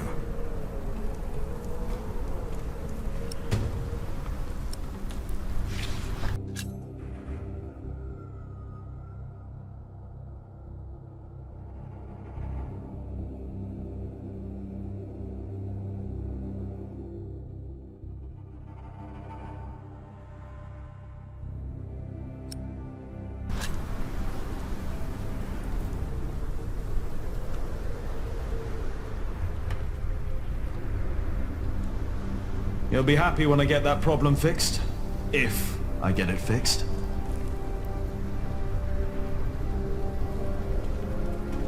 Jack! Have you been atop the cathedral during the storm?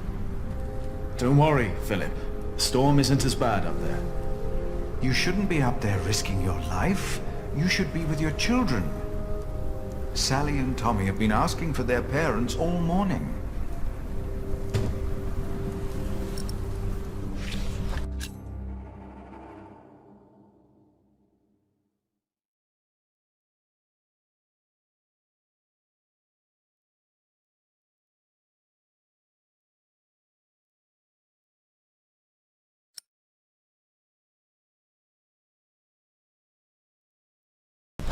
The storm is tearing our east wall apart.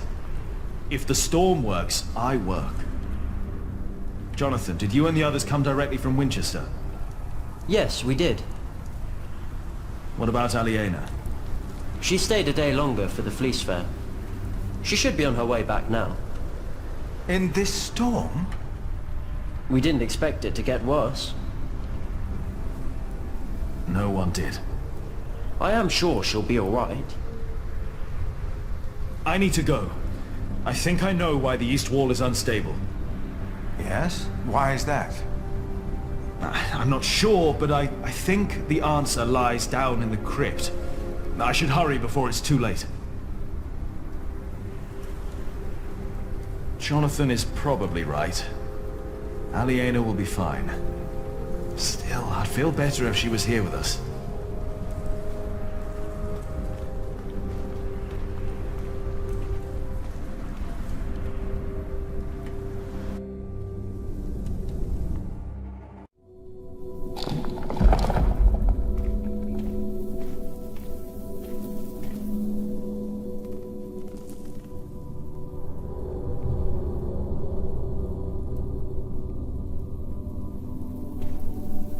Rashid was right.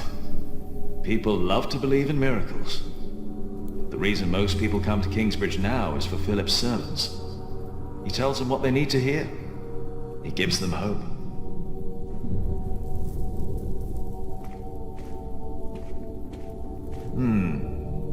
That definitely wasn't here before. The cause of the instability must be down here.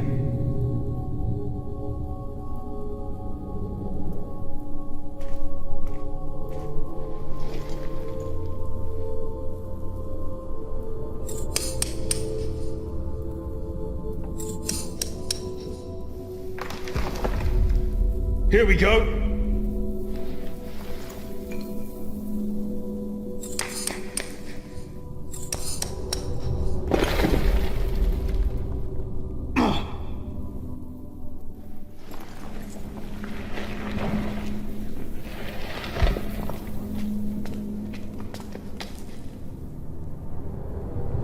Dear God. These stones, they've been removed before.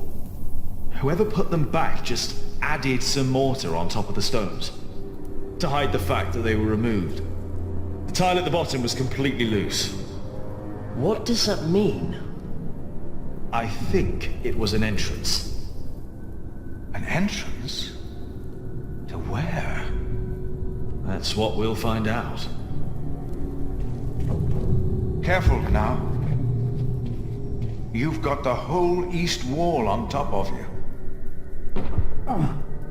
Jack? Jack? I'm all right. I just hit my head. It's dark in here. There's a whole room here. A chamber. I'll get a torch. Philip, I'll get it. You stay here.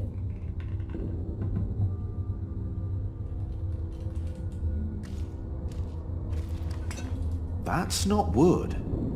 It's metal. Gold, even. It's made of leather. It's a whip. What is that doing here?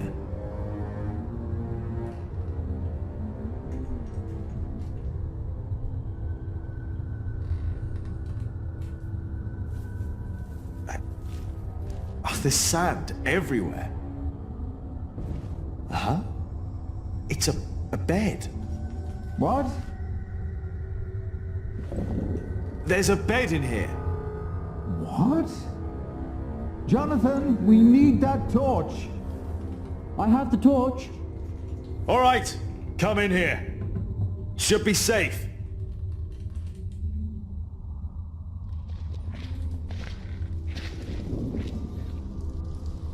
Did you know about this place? No. No, I did not. I've seen this chalice before, when I was very young. It's the chalice of the Eucharist from Kingsbridge Cathedral. Cuthbert told me about it. They said it was stolen. And melted down, I know. Mother told me. They also said it was my father who did it. Did they? So he's innocent then? He must be. And whoever hid the chalice is responsible for his death. They hanged him in Shiring for stealing this chalice. But it was here all along. That scourge, the whip.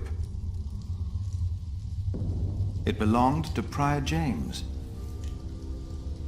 I was afraid of it when I first visited Kingsbridge with Francis and Abbot Peter. Even the look of it scared me. James. Maybe it was him.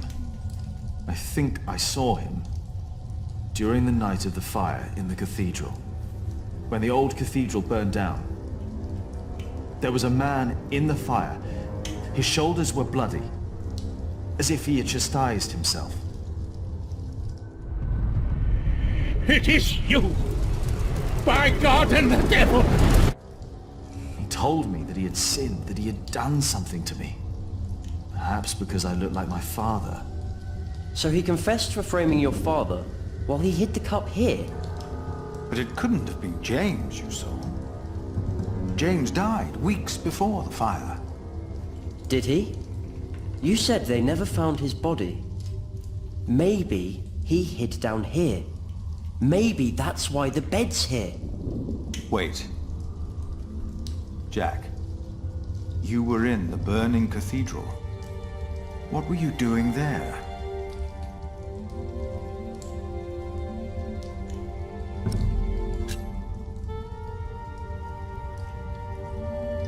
Nothing. I did not tell Philip. I wasn't ready to confess what I had done. But I could see the doubt in his eyes.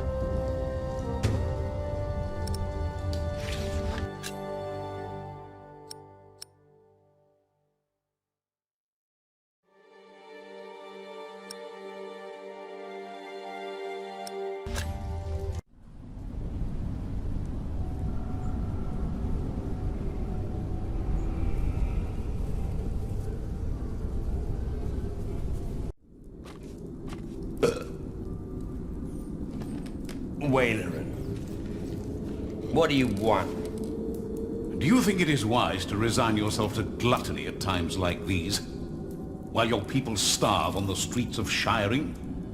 Don't play the saint. You promise them miracles,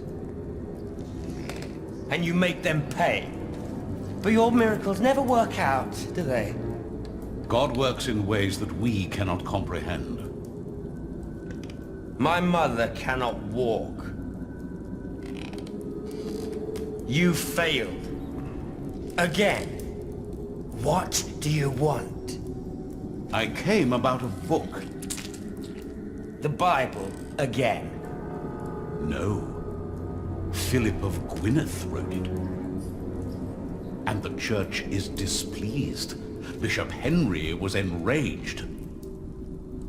This is our chance, William. Your chance, you mean? If you need forces, talk to Walter or Ugly. I don't care. I built your fucking cathedral. I'm done. It's not just about Philip. It's about Aliena and her family.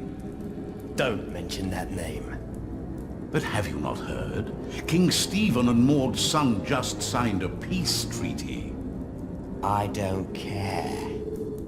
You should care. I said I don't. Now leave, and don't come back unless I ask for you.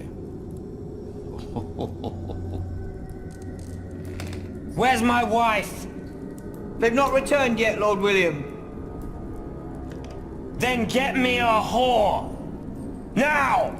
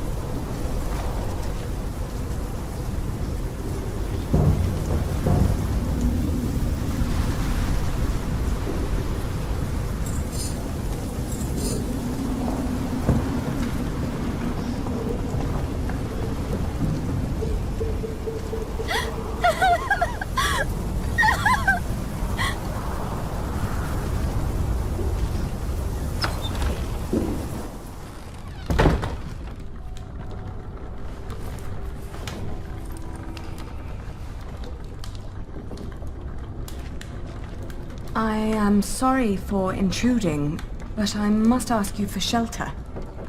I was on my way from the Fleece Fair in Winchester to Kingsbridge and got caught in the storm. Nasty, isn't it? Yes. And it's getting worse and worse. Thank you for your hospitality.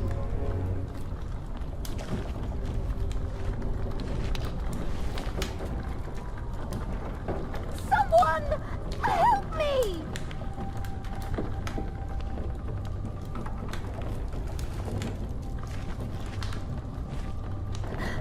Please!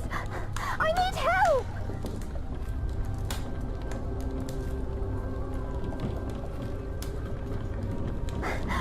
I'm hurt!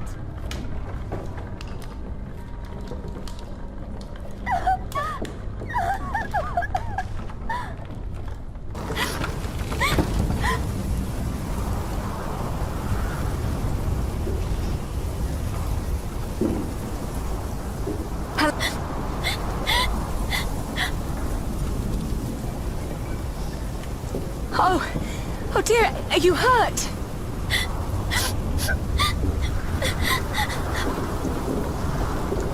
My horse! It fell! I can't move! Take my hand! We'll get you inside!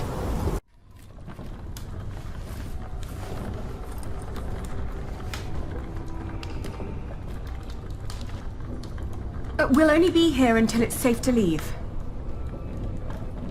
We won't bother you.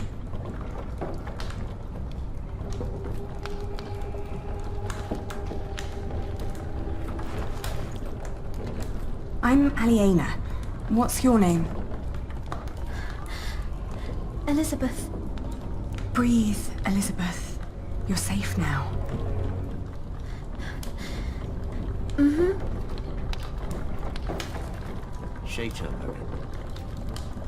Should have let her die. I hope the storm spares your homes and fields.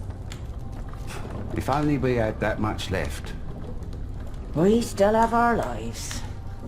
And our dignity. You still have yours. We would all be better off without someone like her.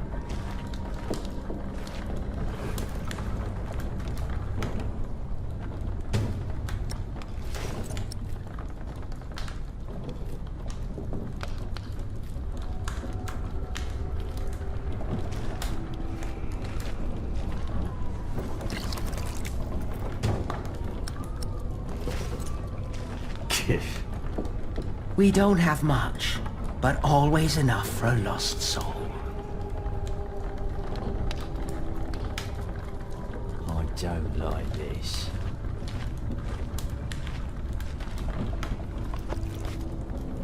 Eat this. You must be hungry.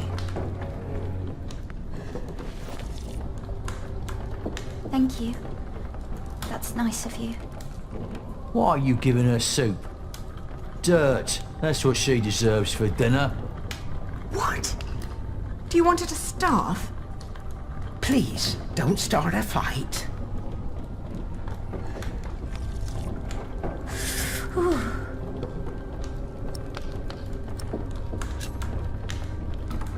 you're so kind. Many people would have let me die. People don't listen to me. My entourage didn't even notice they lost me. Who? My husband and his entourage.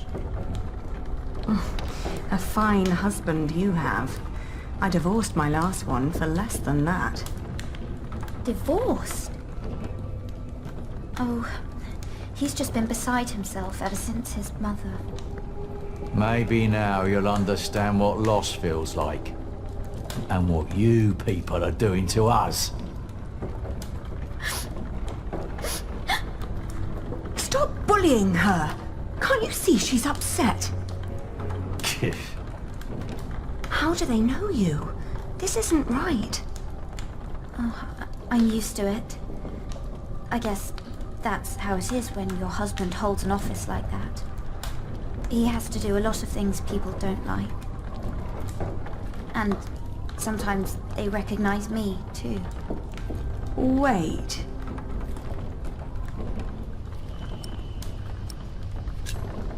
Is your husband the Earl of Shiring? I thought you knew.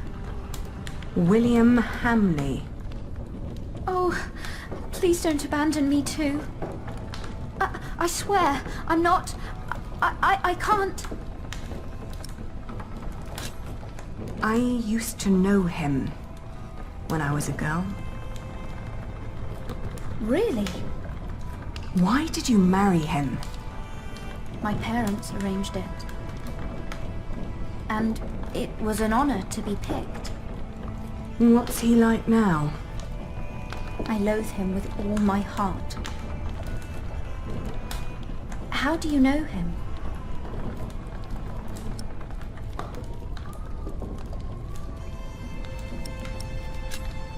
He wanted to marry me when I was your age. Apparently he likes young girls, no matter how old he gets. You too were supposed to marry him. How come you didn't? He was a beast. So I refused. You refused him? It caused a lot of misery. Oh, you're so courageous. I wish I was like you. I can't even stand up to the servants. Don't act like you didn't have a hand in the downfall of this land. For years he roamed across the country to raid, rape and kill. I'm sorry. He's no Earl. After all he's taken from us, we should take something from him too. She has nothing to do with this. Don't you dare touch her. Can't you see she's another one of his victims? Oh, give over. She's in on it too. Can you even imagine how it must be to be a child married to Hamley? The abuse and the humiliation every single day. I'm so sorry. I'm crying because you know too. Enough to know your pain. I just don't know what to do anymore. Tom, where the hell am I supposed to tether this horse? It's Walter. He's looking for me.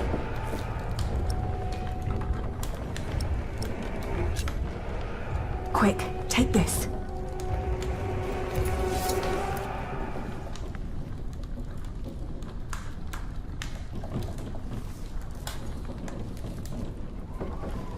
That should do it.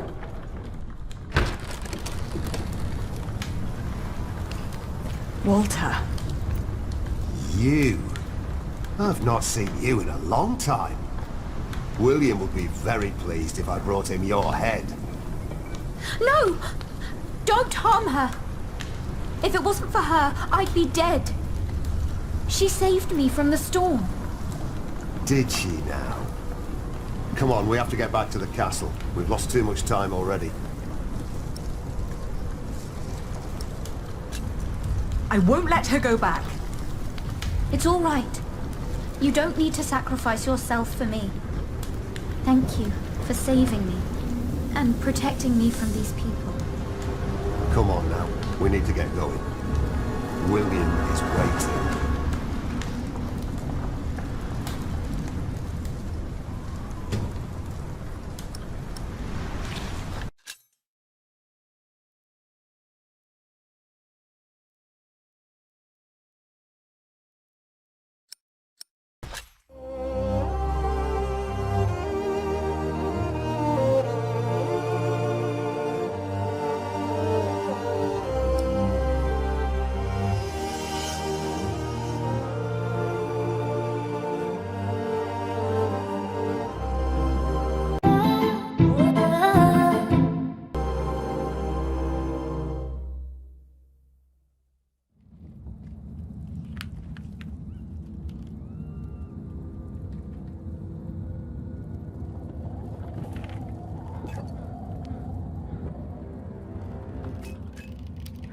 Dear Francis, the letters I have written to you over the years surely could be bound into a book.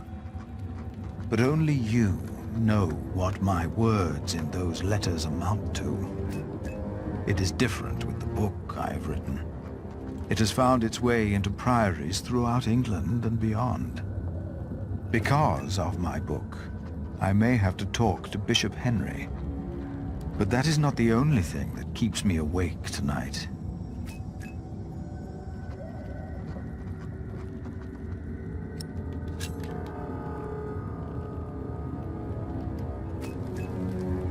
Behind a wall in our crypt, Jack discovered a hidden room. We do not know who built it. But it is likely that Prior James hid there, even after he was said to have drowned. That means he was alive when we met in Kingsbridge on New Year's Day, the day of his burial. And Jack told me he saw a man in the church the night it burned down. Was that him? And if so, did he burn in the fire that night?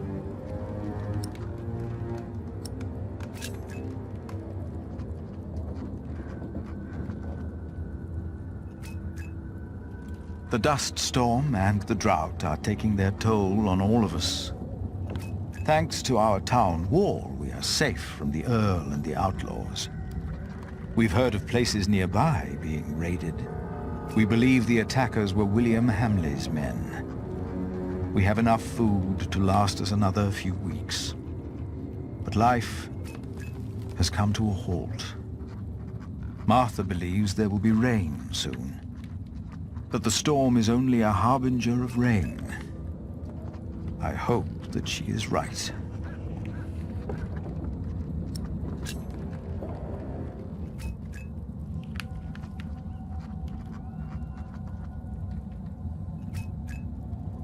Jonathan worries about my book. The Divine Soul. In Winchester, he heard that Bishop Henry was less than pleased by what I had written.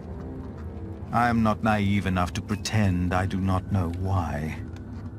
I wrote that hope is godly, and since God made each of us, hope and salvation are only to be found within ourselves. Henry sells hope, and I am giving it away for free. If the Church should ask me to clarify my position, of course I shall do so. But I feel I must give our people what they need in these desperate times. And how could I write anything else, if this is what I truly believe?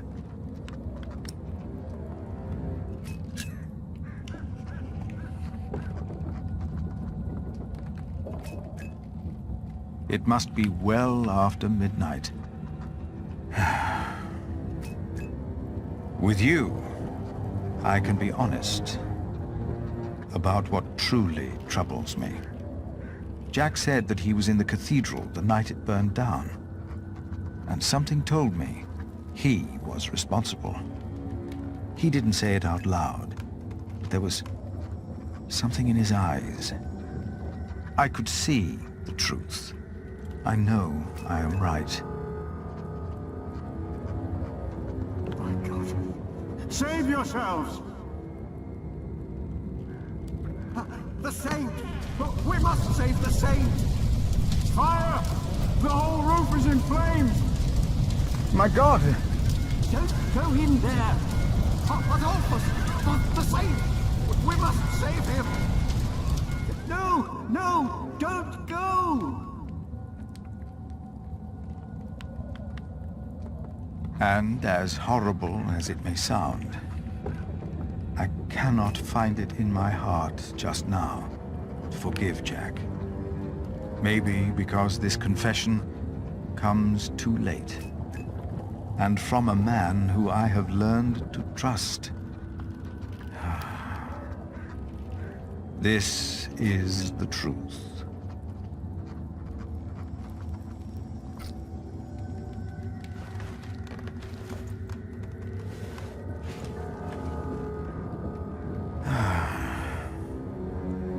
I should get some air, Francis. The storm has settled down. I don't like to indulge in my own writings.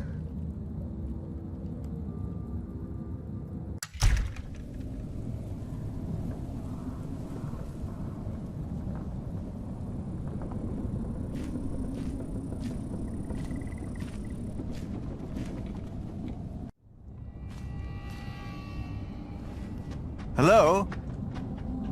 I thought I saw someone.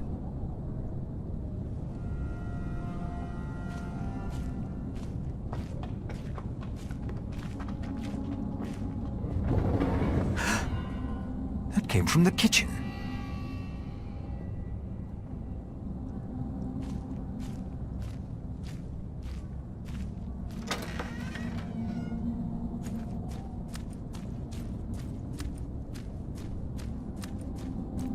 Oh, it's you.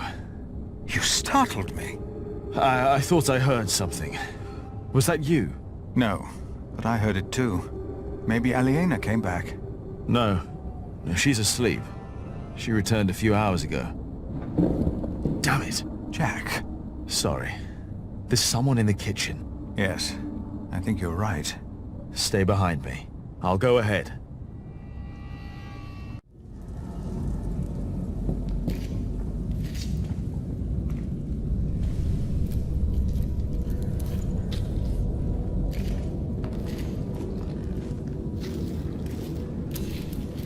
There's someone in here.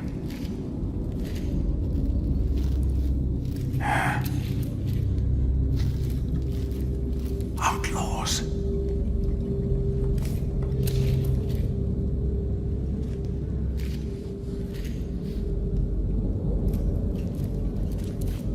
They are probably just after food.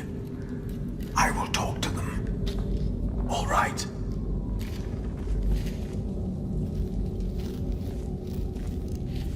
Please, Listen.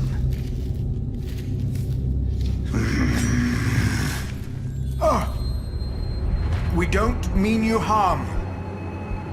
Philip, be careful! Damn it! Philip, throw me a stone!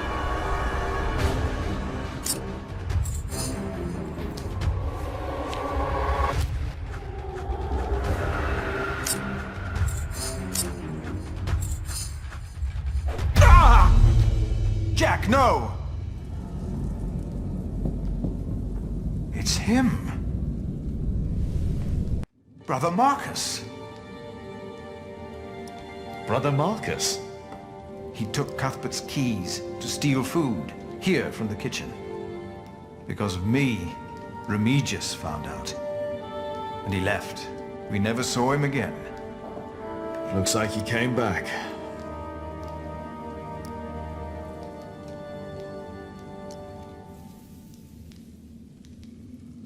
You didn't mean for this to happen.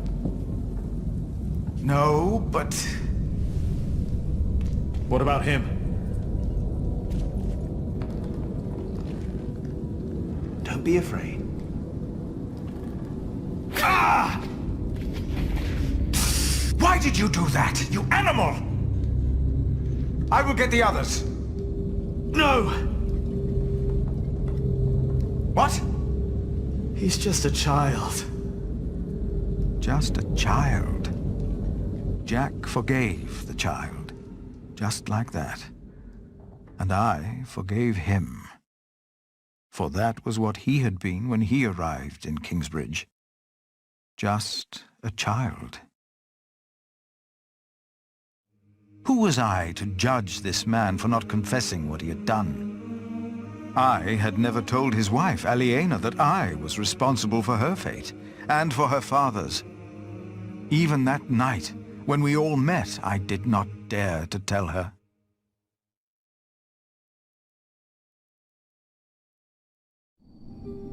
The walls of Kingsbridge weren't enough anymore. The outlaws had found a way in. We weren't safe in our homes.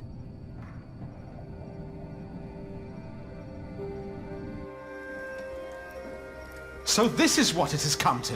Kingsbridge is under attack. Why didn't Uncle Richard chase them away? Why?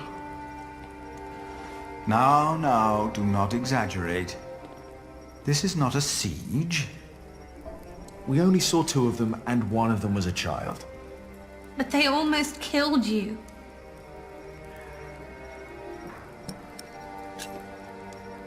They were just looking for food. They didn't mean any harm. It's the drought. It destroyed all the crops. They must eat something. Desperate or not, they're only the vanguard of a full-scale invasion. If we had a decent Earl, the people wouldn't be starving. It is all too easy to blame a desperate child. Forgiveness is much harder. It is. But forgive we must. Can you? Forgive, I mean. I already have. Hamley is the reason for this. He's to blame. It's that simple. Well, he won't be Earl for long. The Treaty of Wallingford has been signed at last. It's only a matter of time until things change. What treaty? Winchester is in turmoil about this right now. Stephen and Maud have signed the treaty. Maud's son, Duke Henry, is to be crowned the next king. And, by agreement, all lands are to be returned to their previous owners. But Stephen will continue to rule as long as he lives. The earldom will be ours again. It will not. Why the bloody hell not? Bloody hell. Language? No one will enforce this until Stephen is dead. What is to be done then?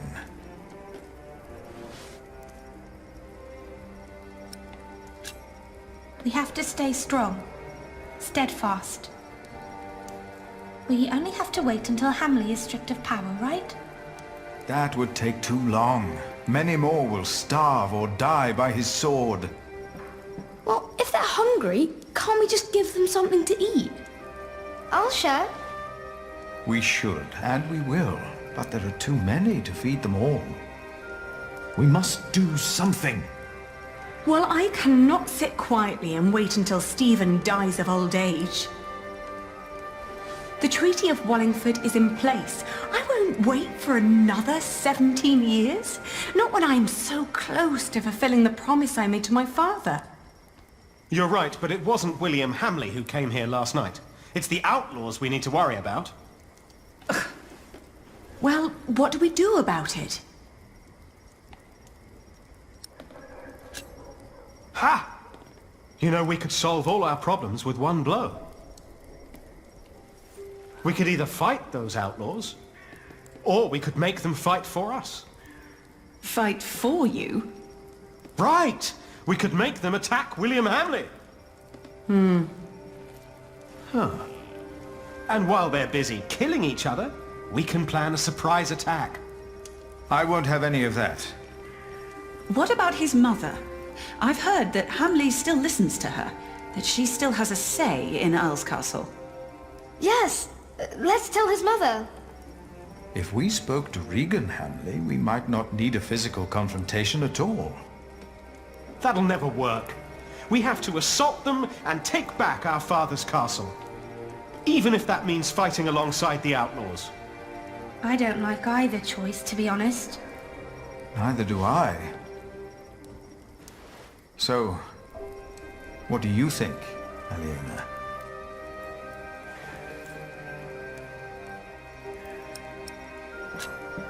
I will talk to the outlaws.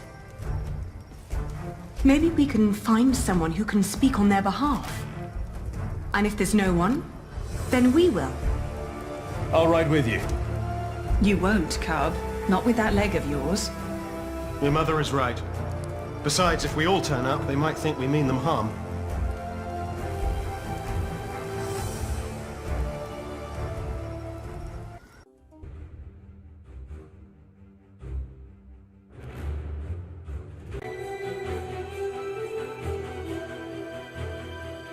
Our hopes of meeting allies on the road to Shiring were fading with every mile. The only people we saw were sitting by the side of the road, broken and starving. Shiring was riddled with death and despair. I'd heard that Wigley had just been raided by outlaws, leaving them almost entirely without cattle. Maybe someone there knew where the raiders had come from. But Calford, on the other hand, had a recent falling out with William Hamley. There was a chance that they would be quick to join our resistance.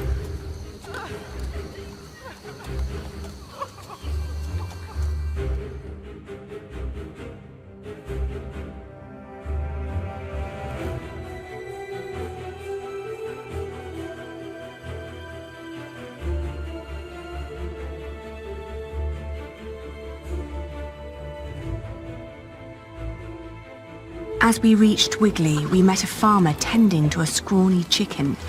She told us that Hamley had claimed ownership of all their cattle.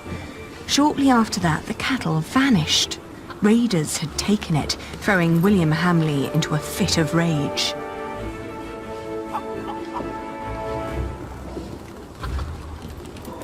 Some say they recognized the thieves, neighbors who had once lived among them. They were long believed to be among the dead. Were we really building our hopes on a pack of ghosts?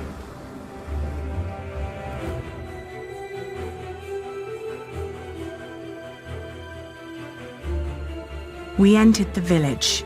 There was a weary young man trying to repair a roof. He pointed toward a ruined mill. Hamley's Mill, he called it, which used to have the right to grind all grain from the nearby villages. That was until a few days ago. Hamley had come to collect his share and, due to the famine, was met with empty coffers. Enraged, he'd killed the miller and had taken every last bag of flour belonging to the starving people of Calford. Many had fled into the forest, desperate for their lives.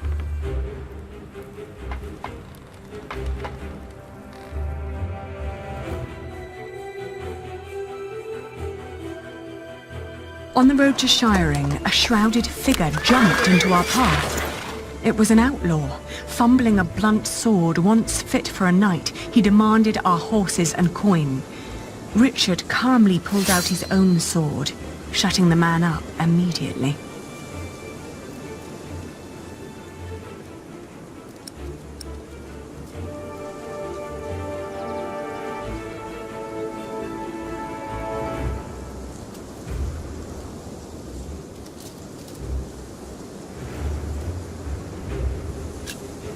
I told him that we were looking for people like him to help us fight William Hamley. The man just stared, then slowly shook his head and stepped backwards. The prospect caused more fear than hope, and he ran away faster than any threat could ever make him.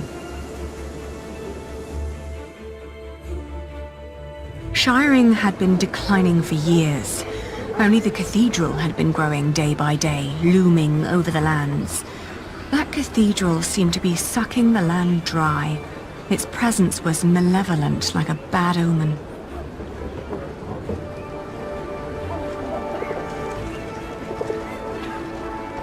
To fund the construction, Hamley had expelled countless tenants who were behind on their payments, taking their possessions. This made the impact of the famine even worse than it already was.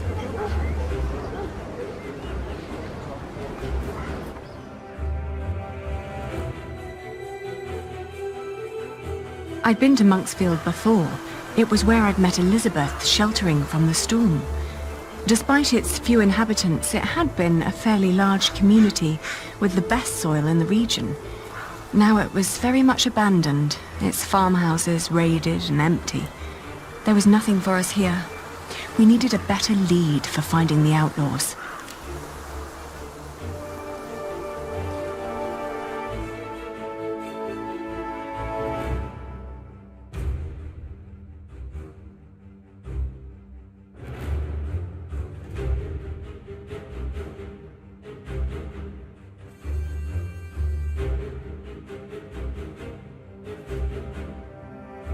The fields of Huntley spurred fond memories.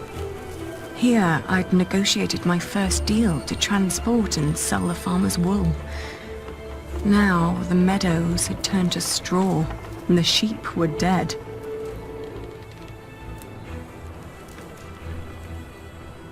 Soon we reached Uncle Simon's abandoned hut. Our horses needed rest, so we wanted to leave them there while we looked around on foot. Then I remembered how Richard had been kicked by the man William had paid to catch us, and the horrible sounds he'd made lying there. Inside the hut, I was startled by a hunched figure hiding in a corner, nibbling on a lump of bread. Upon seeing us, the creature's eyes widened, like those of a frightened animal. I asked him where he got bread in times like these. Was it stolen? No, I got it from the butcher. The people at Sally's quarry told me to ask the butcher, he blurted out, startled by his own voice. Mistaking our interest for greed, he wolfed down the rest of the bread. Before we could ask more, the frightened man jumped up and fled into the forest. The butcher, was he the one we were looking for? A leader whom the downtrodden trusted and feared? Maybe we could find him at the quarry the man had mentioned.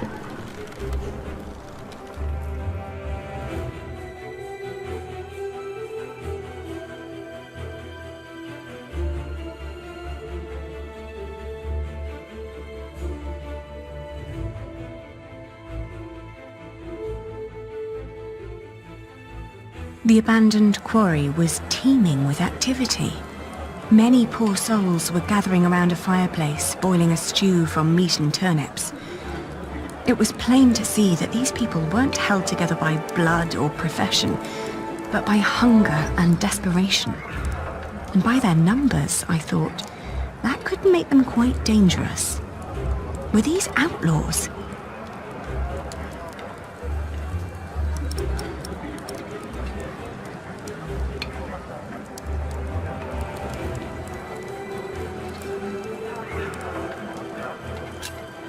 We walked slowly towards them.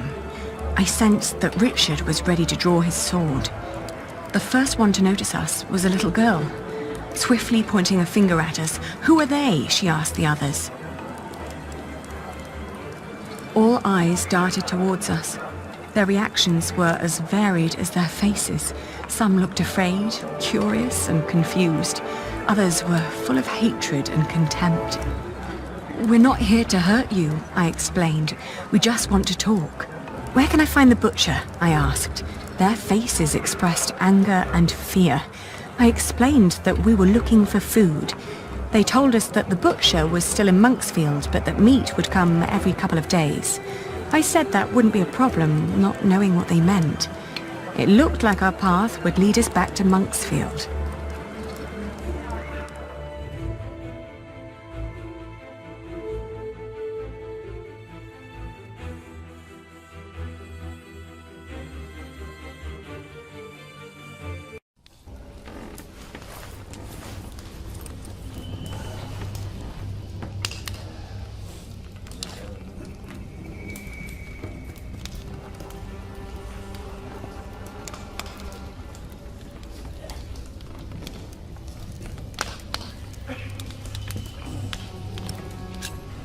We're looking for the butcher. The butcher of Monksfield has long since moved away. Damn, I can't believe it. No need for cursing, young man. If you bring me an animal, I can prepare it for you. Do people call you the butcher then? Why'd you ask? What do you want? Do you have a lot of outlaws passing by? You don't see it in their faces, dear. But we all have been failed by the law and our leaders. Don't you agree? I asked because we feel the same way. And we're looking for a way to make things right again. Is that so? We're looking to build an army, to invade EARLCASTLE and kill Earl William Hamley. Oh my. If it was that easy, someone would have done that a long time ago. The poor souls I meet, they're just simple people. They're not an army.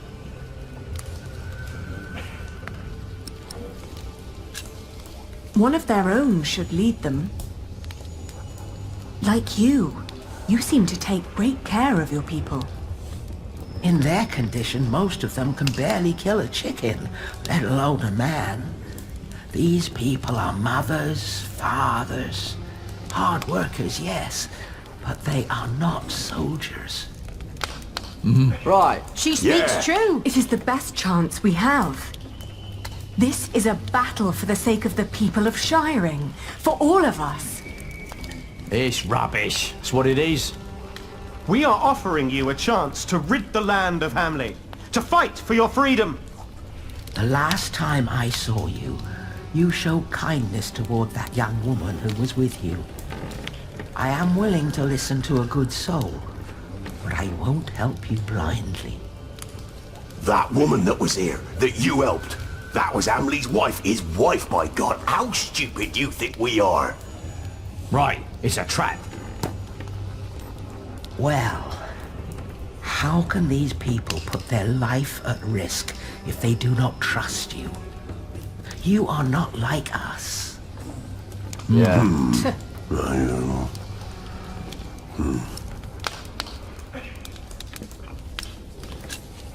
Oh, I know what it's like to live in poverty. And just like you, we had William Hamley to thank for it. But I also know that if one fights the right battles, that things can change for the better.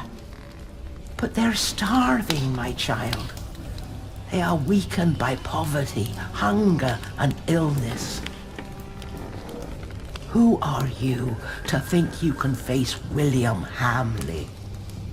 You! Who do you think you are?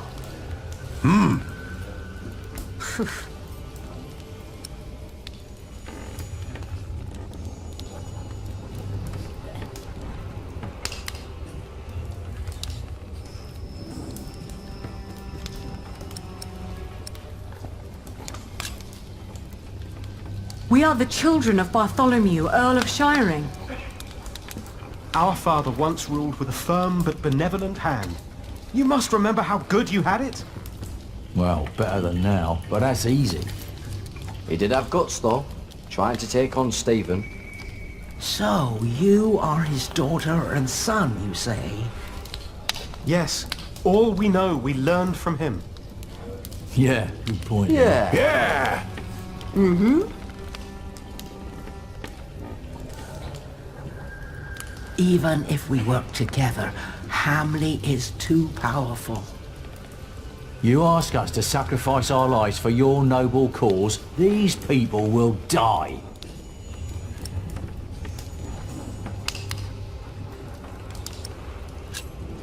We too will make the same sacrifices. I only ask of you what I myself am willing to give. If anything happens to you, it will also happen to me. You have noble principles, I see. Yeah. Yeah. Yeah. I said it before. We all have lost everything, except for our lives. We don't fight other people's battles. But maybe this is our battle too. My people will decide for themselves. But I will tell them that I believe that it is indeed a battle worth fighting. I thank you. I pray that it will be worth it. We will all pray, and then we fight.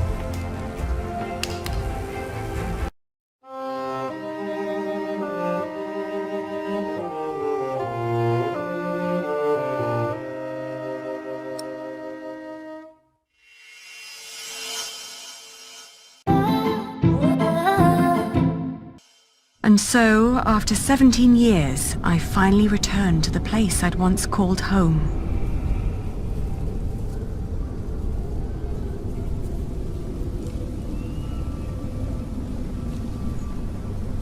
There was a small army of famished outlaws hiding in the surrounding woods, waiting for my signal to attack. Led by my vengeful brother, Richard. But I had to be sure that Elizabeth was safe. The poor girl who in my stead had been doomed to become William Hamley's wife.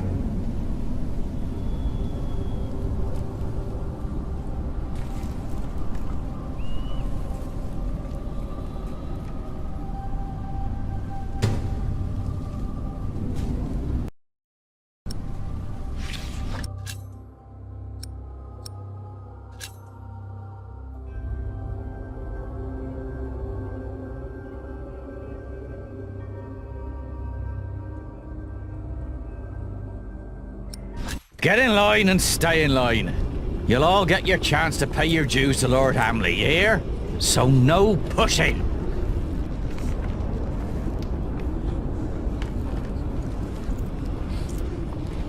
Why does Lord Hamley need all that food? He's got more than enough. Shut it, woman. Smear your face with dung and lower your head is the only way you get out of here alive. Calm yourself. I'll make sure that nothing will happen to you. They took a woman in my town. She never came back. Nothing will happen to you if you just remain calm.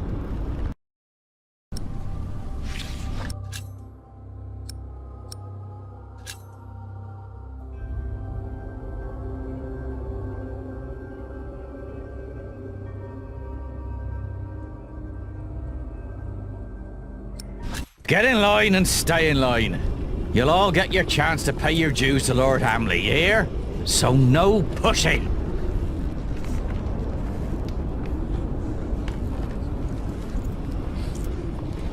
Why does Lord Hamley need all that food? He's got more than enough. Shut it, woman. Smear your face with dung and lower your head is the only way you get out of here alive. Calm yourself. I'll make sure that nothing will happen to you. They took a woman in my town. She never came back. Nothing will happen to you if you just remain calm. Are you all right? What do you think? Of course I'm all right. I'm more all right than anyone else in this crowd.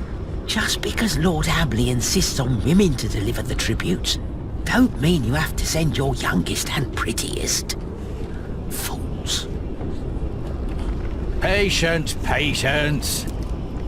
Is Lady Elizabeth home? She is, and will be indefinitely. Don't want her to get lost in another storm.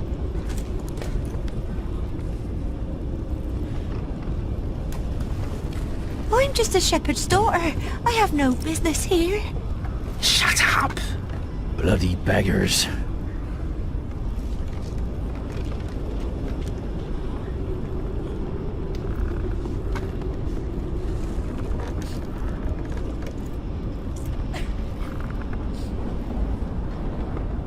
I want to go home.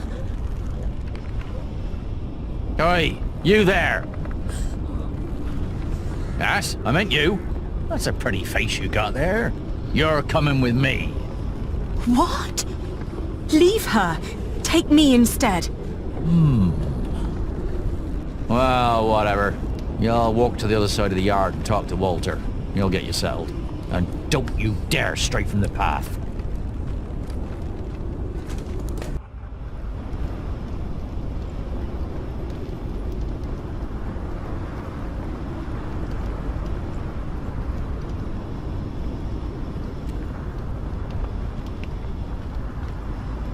They say Lord Hamley might lose shiring soon. What if the next Earl has us all hanged? Calm down. None of these royals really care about this shithole. I know those two. They used to fight for father. May I interrupt? What is it? How can you fight for someone like William Hamley? My father was nothing like that tyrant. Oh, dear Lord, it's you. You always sat in your neat little keep playing hostess to his well-off guests, while the poor snuffed it just as they do now. Well, at least William treats us as his equals, and not like pawns on aboard a nine-men's Morris.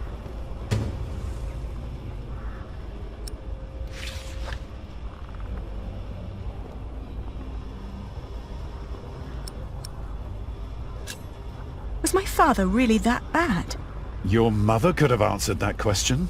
He once told me that she was very unhappy when she died. And you never wondered why?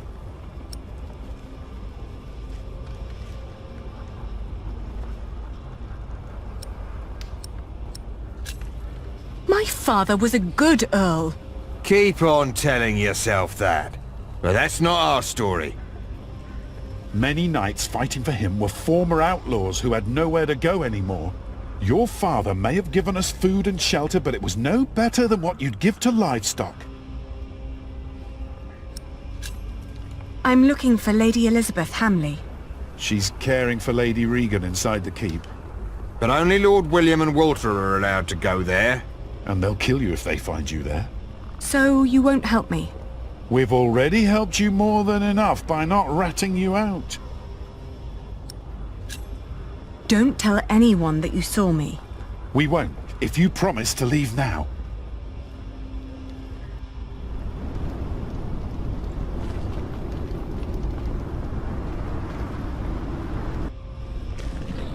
Are you done yet? Almost. Let me just see if I took enough.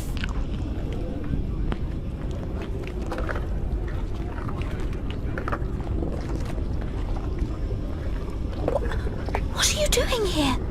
You need to leave. Don't come any closer. William has me watched. What's taking so long? I forgot the pork. I'll be out shortly. Wait a moment, then follow me.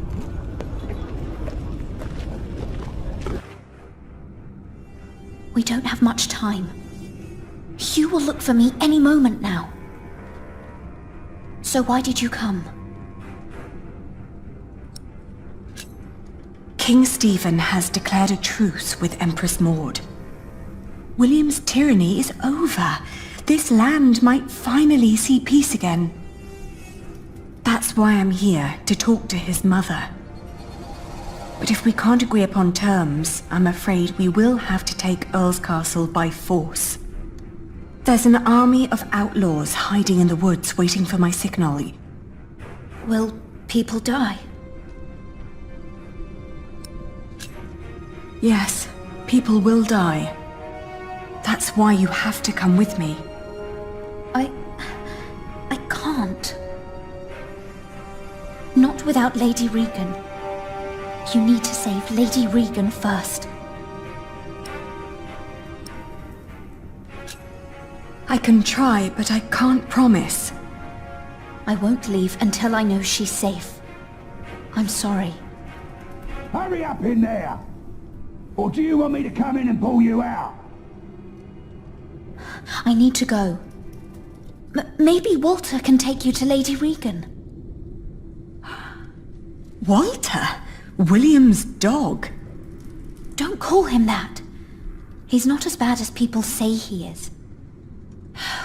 William won't allow me to talk to him anymore. Now Lady Regan is all I have left. Please, please be careful.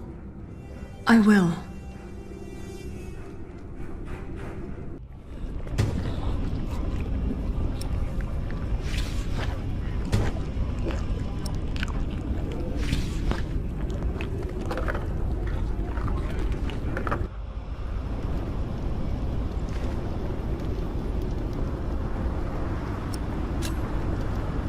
Elizabeth claims you aren't such a bad person after all. Am I not? Have you forgotten that I killed your family's steward? You got problems over there, Walter?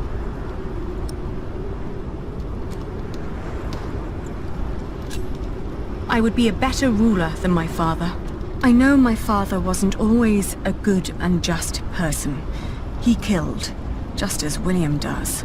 But I would fight to be better. I would listen to the needs of this land's people. What are you saying? I need to talk to the Lady Hamley. I want you to take me to her. You've got guts, I'll give you that. So, you think I'm a nice bloke? And you think this is enough to convince me that you'd be a better ruler than anyone who came before you? Don't make me laugh. Hugh! What?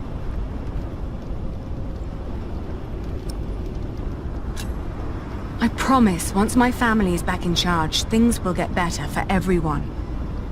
Or do you really not care for all the starving people? I don't believe you. But it's not up to me to judge these things. I'll take you to Lady Hamley. She'll decide.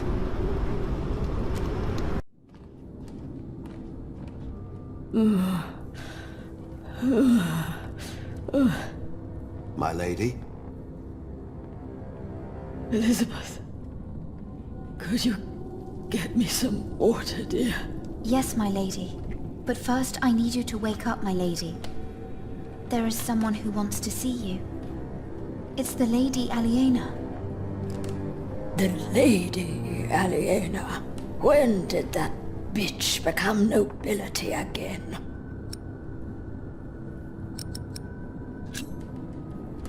I didn't know you were so ill. Oh, don't you dare. I'm certain you've heard about the treaty the King made with Duke Henry at Wallingford Castle. I have. I have also heard that it's a muddled mess. It is a complicated deal indeed, but one that will end the war. And one that makes my family the rightful owners of this earldom once more. Only by word. There's no one who would come to enforce this, not even the king. Don't you see what your son is doing to the land?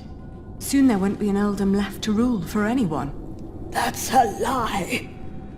My William is a better earl than your father ever was. To think that I once wanted to marry my good William into a family like yours. Not a day goes by when I am not glad that God saved us from that horrible fate. And that he sent that monk to Bishop Waleran to unveil your father's evil plan. What monk? That prior of Kingsbridge. Philip of Gwynedd. What? Please, my lady. You need to hear her out. Oh, my dear Elizabeth. Don't you see what she is trying to do to us?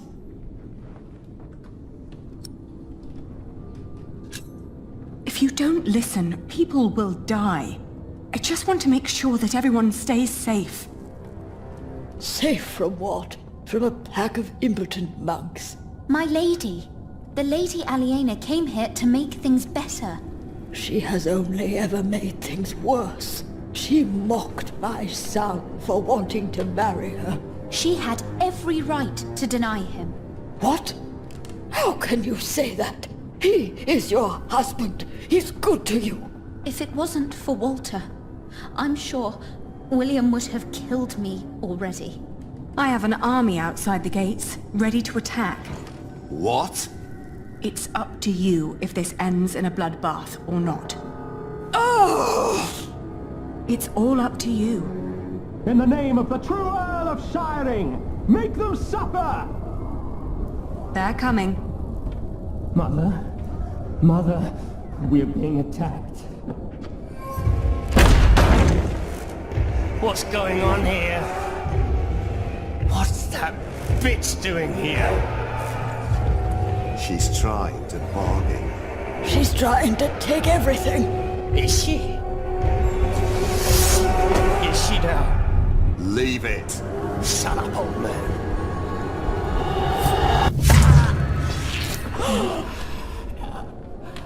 Cut that whore up, Walter!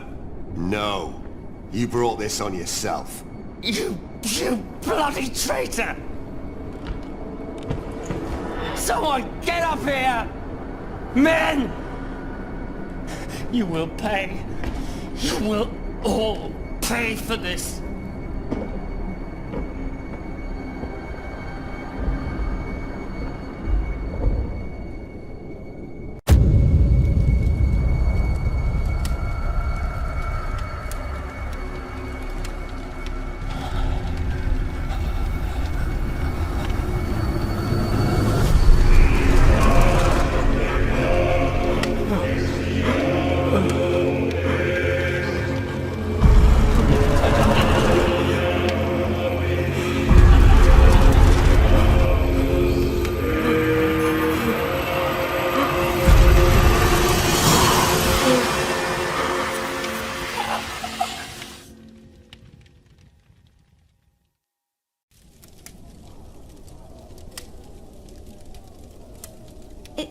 Is he dead? He is. William Hamley is dead. What now? Now, we tell his men.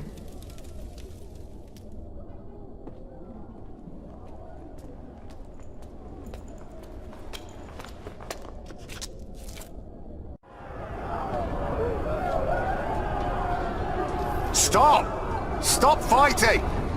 Drop your weapons immediately!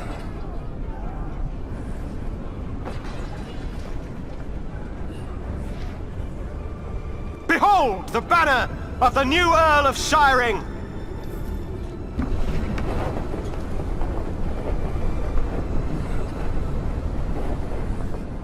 Everyone, listen! Lord Hamley is dead! The castle now belongs to the former Earl's family again. What? You're shitting us! It was the King's wish. Who killed him?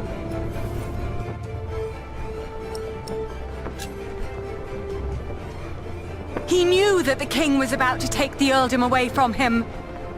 To avoid punishment, he took his own life. My name is Lady Aliena of Shiring. I'm the daughter of Bartholomew, the former Earl of these lands. I've been tasked to end the tyranny of William Hamley and restore order to Shiring. Our occupation of Shiring has been made unlawful. Every attack on us is sanctioned by the King of the English. So what will happen to us then? I shall tell the king that William Hamley forced you to do his bidding. that every atrocity done to the people of Shiring was his doing and his alone. You will get your chance for redemption by helping the people of Shiring recover from your own cruelty, and by rebuilding their homes and tending to their fields.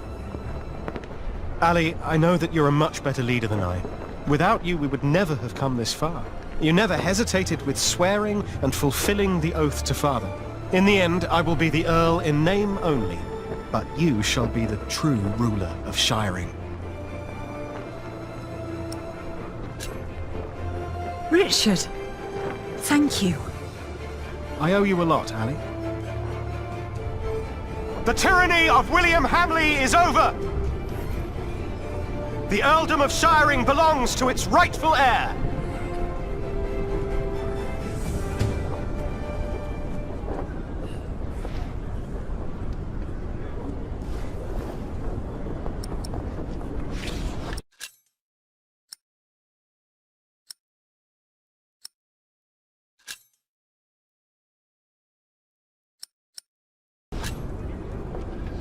Send a messenger to Kingsbridge to let Prior Philip know that Shiring is finally free!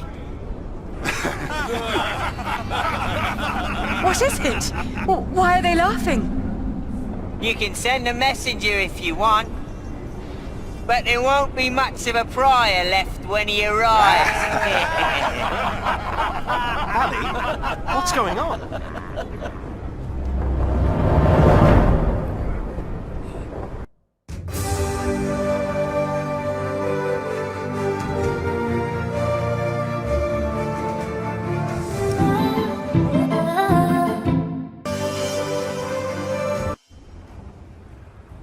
The Pope believes we should either burn him or make him Bishop of Kingsbridge. I have already taken matters into my own hands. My men arrested him while Kingsbridge was left unguarded. While his friends took EARLCASTLE? Yes. At least in his death, William Hamley was of use to you.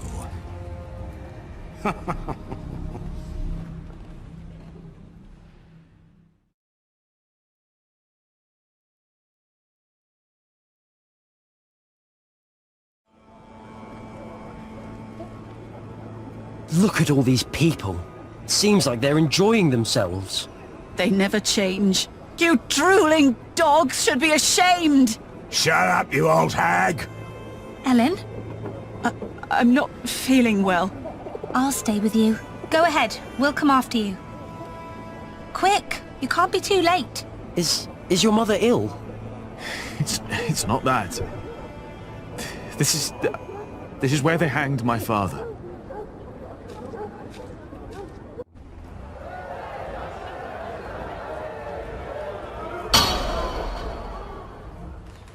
The trial begins.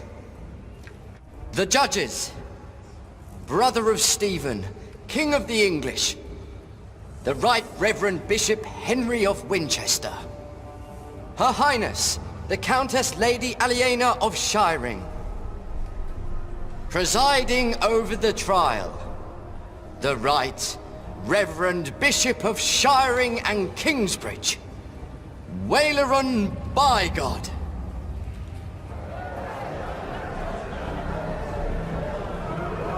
Please.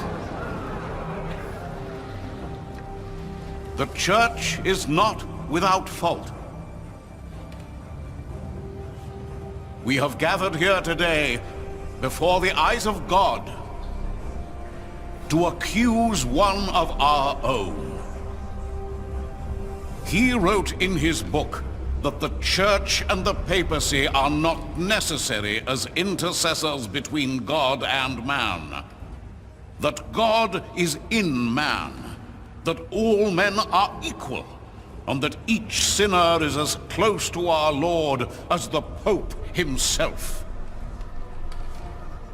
Now, we ask God for his judgment.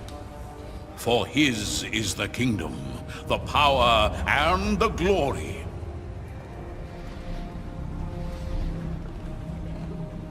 Not ours, and not yours. You stand accused of heresy. Philip of Gwynedd, how do you plead? Answer! I am guilty.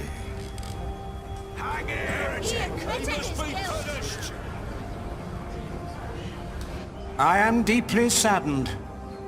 It may come as a surprise to you, but we had hoped to make you Bishop of Kingsbridge. Why has it come to this, Philip?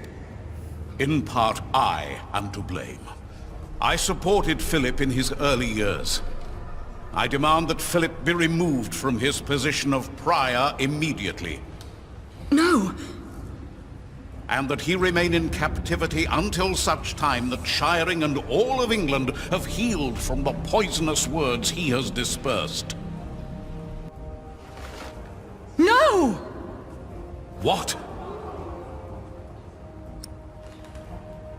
Yes? You are accusing Philip because he has defied you. I made him prior, and grateful he was not. But no, I accuse him because his teachings are false. And I intend to prove that Philip's decisions have been more than misguided in the past. Call in Remigius. The Prior of Shiring, Father Remigius.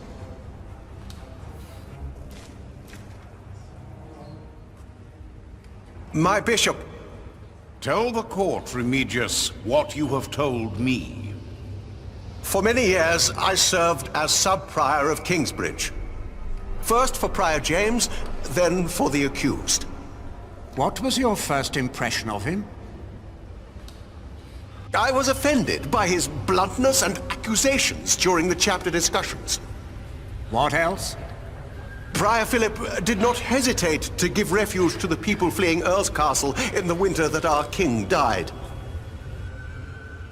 Is that not a good deed? A true Christian act? You do not know him as well as you think you do, Lady Aliena. Today, that will change. Then, on the day of our first Fleece Fair, we were attacked. I heard. It was terrible. I tried to soothe the woman's pain by reading the scripture to her. Our master builder's wife tried to put a spell on her with poisonous herbs. And Philip intervened? Yes. He pushed me aside and gave the woman poison.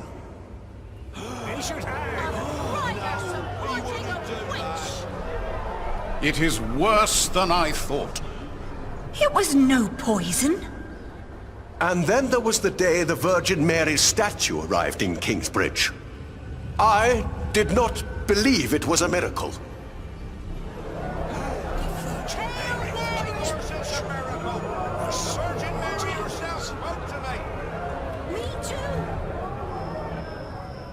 Clearly it is a miracle.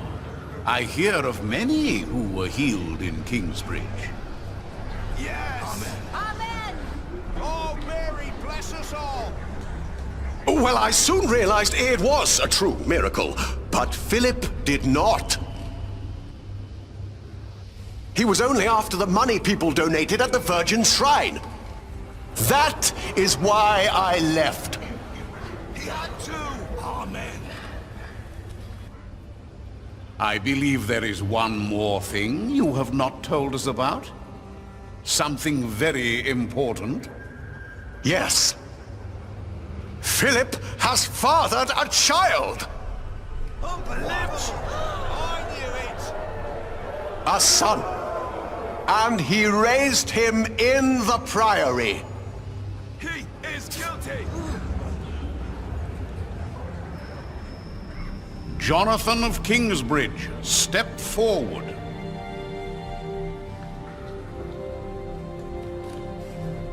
This is preposterous. Is it? Is this true? Are you Philip's son? Answer the question, Jonathan of Kingsbridge. I have no father. Everyone has a father. That may be. But if Philip was my father, he would have told me. How do you know he did not lie to you? Speak! Philip would never lie. He told me that I was found in the woods. In the woods? Is this true, Philip? Or are you lying? Well, you told the story so many times. My brother found him. Your brother? The brother whose master you betrayed? What are you talking about? Philip tried to involve me in a conspiracy against his brother's master, Earl Robert of Gloucester. And his ally, Earl Bartholomew, your father, Lady Aliena. Philip took in all those refugees years ago because he was to blame for their fate, as he was for yours when you lost your father and your earldom. That, Lady Aliena, is the man you are trying to protect. Well? I know that he is a troubled man. We've all had to make hard decisions. Decisions that seemed right at the time. When indeed, they were terrible mistakes. I am thankful that I was forgiven when I made a mistake. Now I forgive him.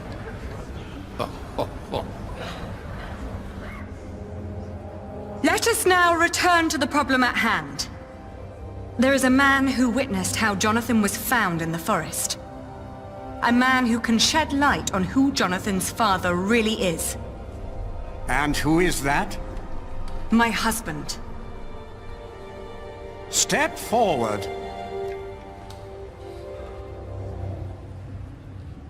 What is your name? He is the master builder of Kingsbridge. Have you lost your courage? No, I have not. You know well why it would be hard for me to face you. They call me Jack, after my father. My name is Jack Jackson. Yes, we have met before.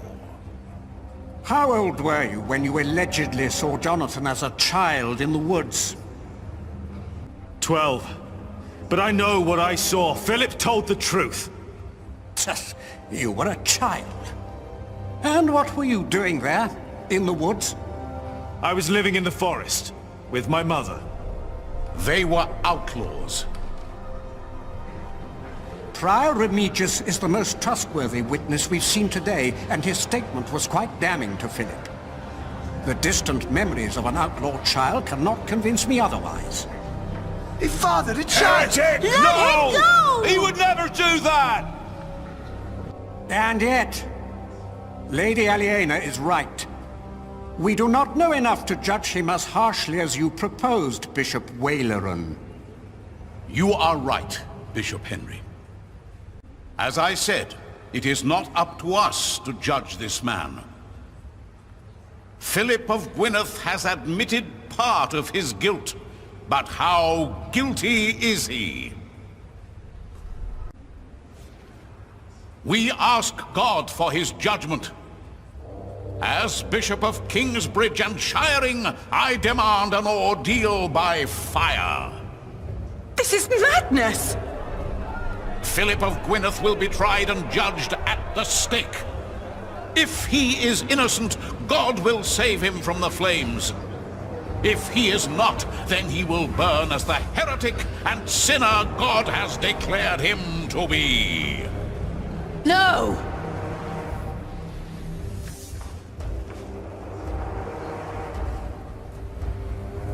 Waleran, by God! Not this time. It's her. I saw the child and Francis. I was there. Philip is not the child's father. He is a fool, but he is a good man. Then, who is the father? Tom Builder.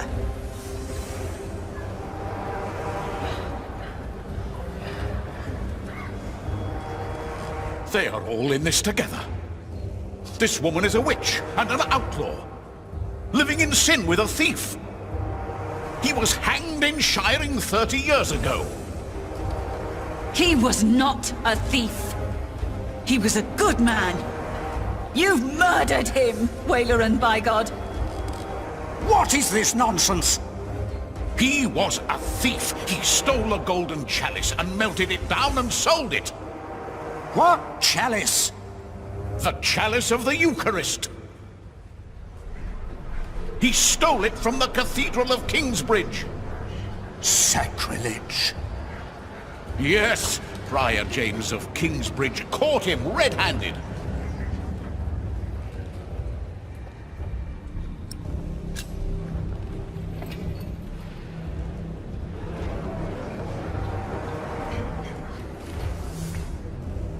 Is that the chalice? You said it was melted down and sold. Fall not for their lies. That could be any chalice. This does not prove a thing. Where did you find this chalice? In a secret chamber. We believe Prior James hid it because he felt guilty for falsely accusing Jack's father. What proof do you have? He told me. The night the cathedral burned down, I was there, I saw him. Prior James died weeks before that.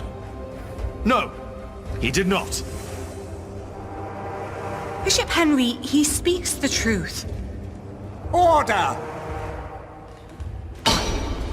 I will give you until sunset to produce a witness who can prove your accusations against Bishop Waileran. Not just this chalice.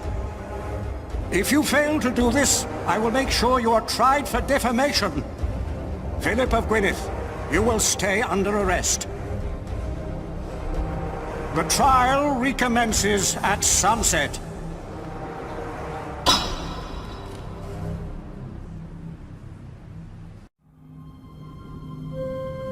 We need a witness. What are you doing there? I've seen you draw up plans for a cathedral. Maybe we can do something similar to find our witness. Let's see. Your father. He looks just like you. My grandmother said he did. And Bishop Waileran. What are the connections? Maybe, by exploring them, we can find a witness. Good idea.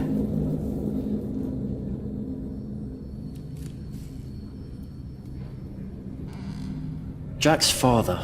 If he was still with us, he could be our witness. Maybe he still can.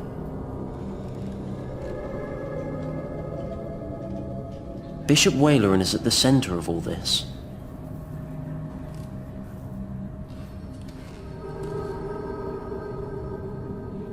Mother says Waileran was behind my father's death.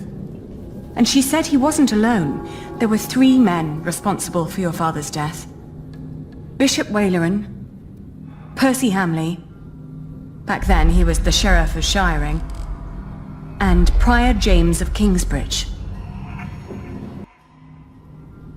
If they were all there, then they were all witnesses. And only Waileran's still alive. Hardly a coincidence. Why would these 3 men work together to falsely accuse your father? He was on the White Ship. No one survived that night. No one lived to tell the story. Yes. He was the sole survivor. And then they killed him. But why? And what about the ship? My father wanted to go to England. He was the only one who made it when the White Ship sank. Hardly a coincidence that the king's heirs all died on that ship. Maybe my father knew what happened. My father survived the sea, but those that were behind the sinking of the ship caught up with him in the end. Hardly a coincidence that the king's heirs all died on that ship. Maybe my father knew what happened. My father survived the sea. Why would Whaler and Percy and James be concerned about the White Ship? The son and heir of King Henry was on board. So were other possible heirs and other members of the royal household.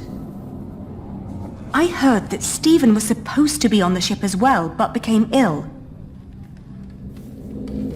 He was the only male heir.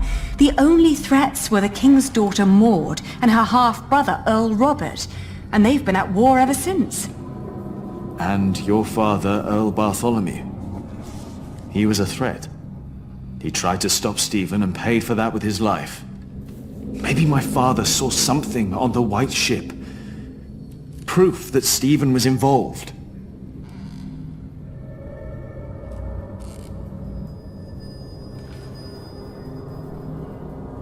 If my father had not come to England, none of this would have happened.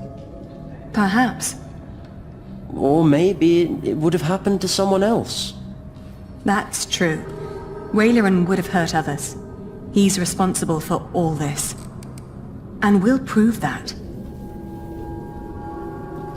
My father was younger than I am now when he died. Waleran will pay for what he did to him. Jacques Cherbourg, help us save Philip, please. My father was young.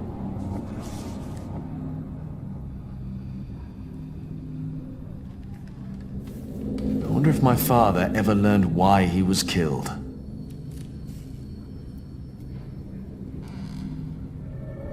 Waleran is a man who thinks of himself, not of others.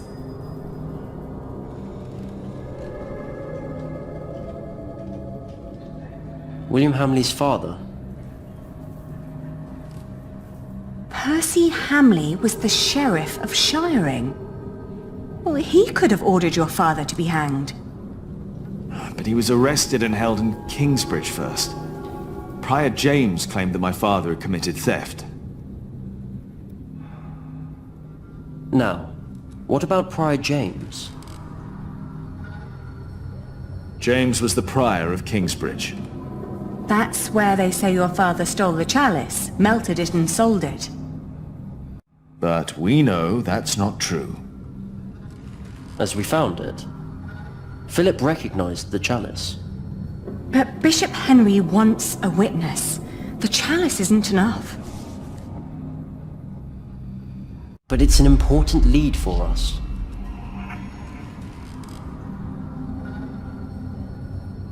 What about the king?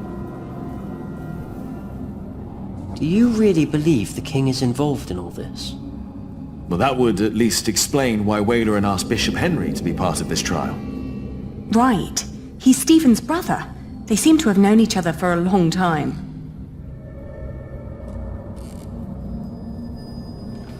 As a child, I thought the king would be a hero. Like Alexander the Great. What kind of man would kill so many for a wooden throne and a crown? As a child... We must find a witness or Waleran will burn Philip.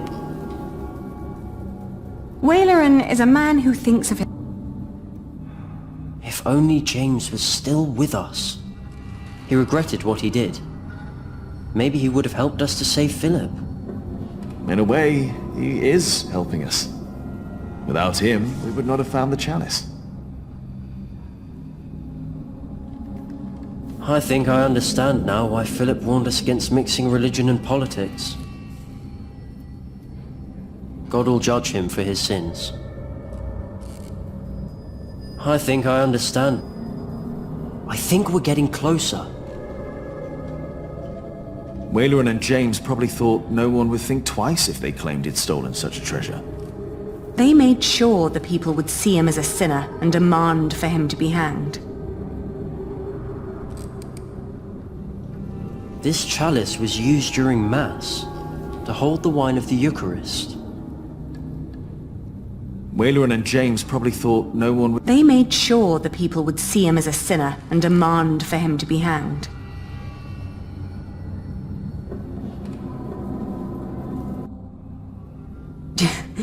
James claimed that your father had stolen the chalice and sold it. But instead, James himself hid it in Kingsbridge, in the crypt. We found his scourge in a bed down there. That secret chamber is important.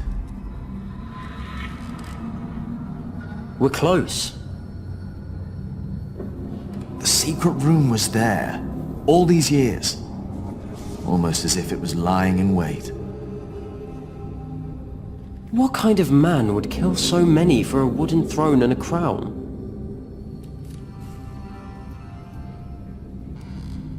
We must find a witness or Waylerin will burn Philip. Percy Hamley was involved in all this. But the dead don't talk. True. What we need is a witness. A living one. As a child, I thought the king would be a hero. Like Alexander the Great.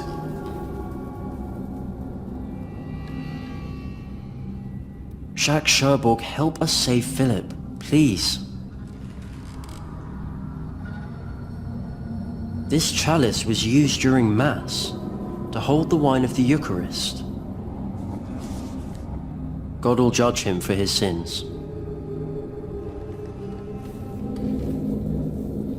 Everyone thought Prior James was dead. That he broke into the ice. And now we know he was hidden away. Why did his monks believe he was dead? Sub-Prior Remigius told everyone he had found James' rosary by the river. So everyone thought the body had been washed away. They buried an empty casket. But how is Remigius involved? Philip told me that Remigius was there when Waylerin made Philip prior. Waylerin and Remigius knew each other. That explains why Waylerin later made Remigius prior of Shiring. And Remigius recognized my mother when we arrived in Kingsbridge. He must have been there at the time my father was arrested. I think Remigius knows all about this. Is it possible that Waylerin told Remigius to make Prior James disappear when James began to talk about what they'd done? When James started talking to the devil. But for some reason, Remigius hid him away. But Waylerin never knew. Yes, that explains why he really didn't believe you. When you said you had seen James in the fire. Where James died after all. And Remigius thought no one knew. We have to find Remigius. He's our witness.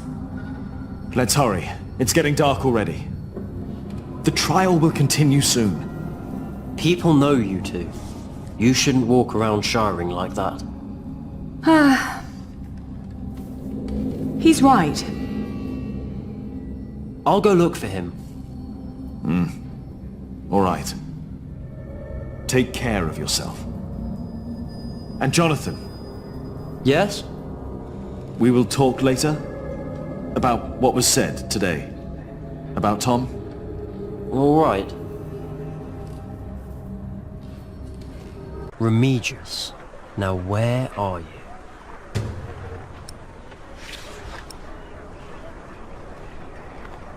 No one may approach the pyre. Why not?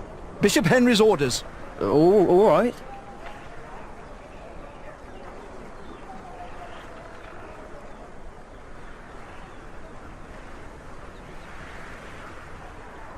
Do you want to go in, Father?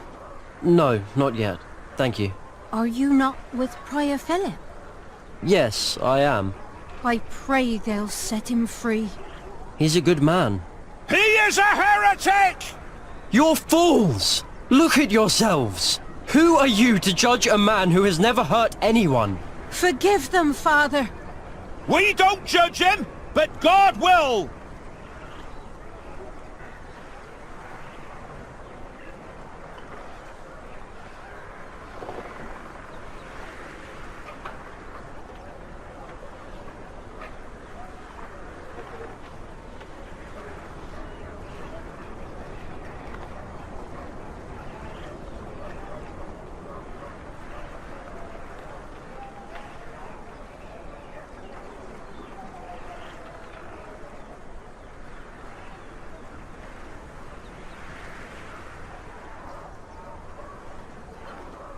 Everyone left for the trial, it seems. There is nobody there. There is nobody there.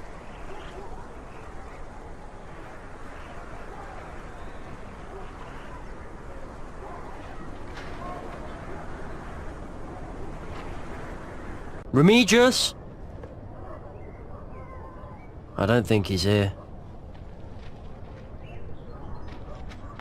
Wait, was that him? I think I saw him.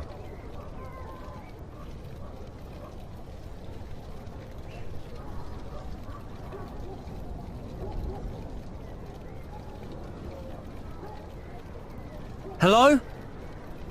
The door's open. Is anyone there? You had one task. By God! No! Our bishop is very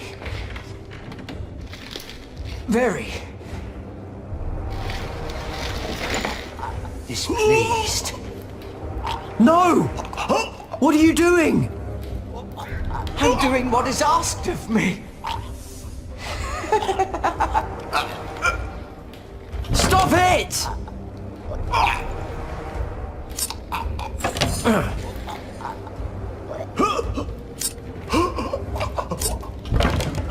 No! Stay away! This does not concern you! No! There you go. Now Bishop Wailerin will be pleased.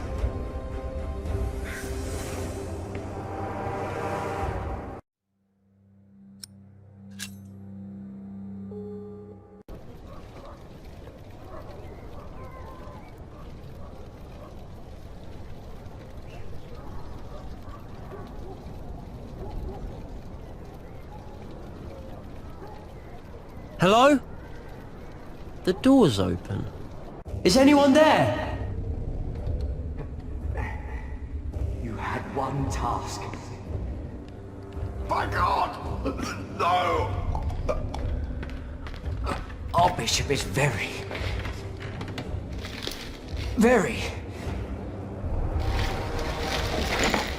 displeased. No! What are you doing? I'm doing what is asked of me. Stop it!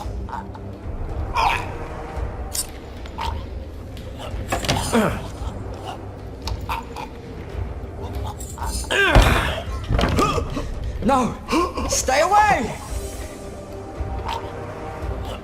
This does not concern you! No! Who told you to do this? No one!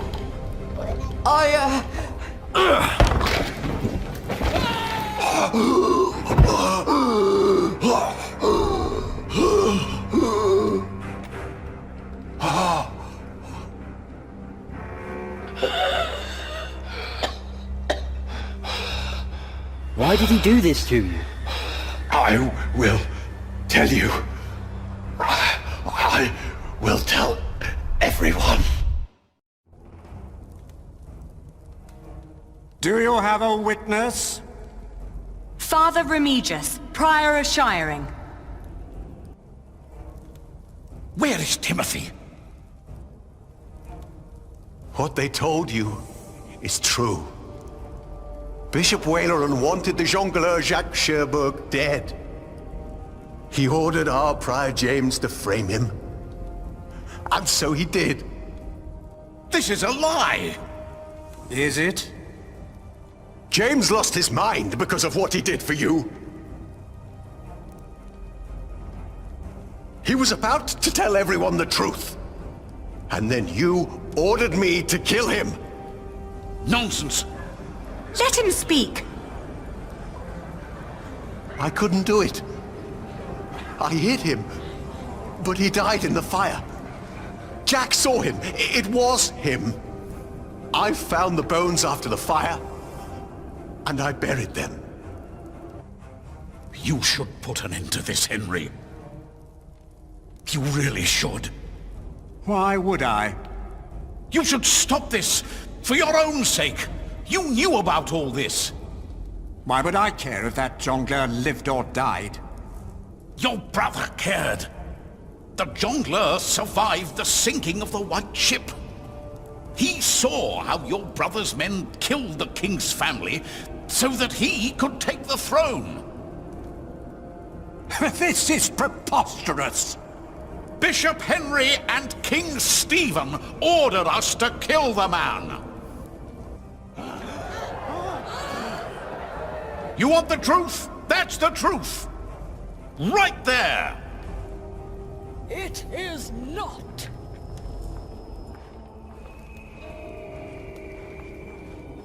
Waileran is a liar. Regan Hamley. Who is she?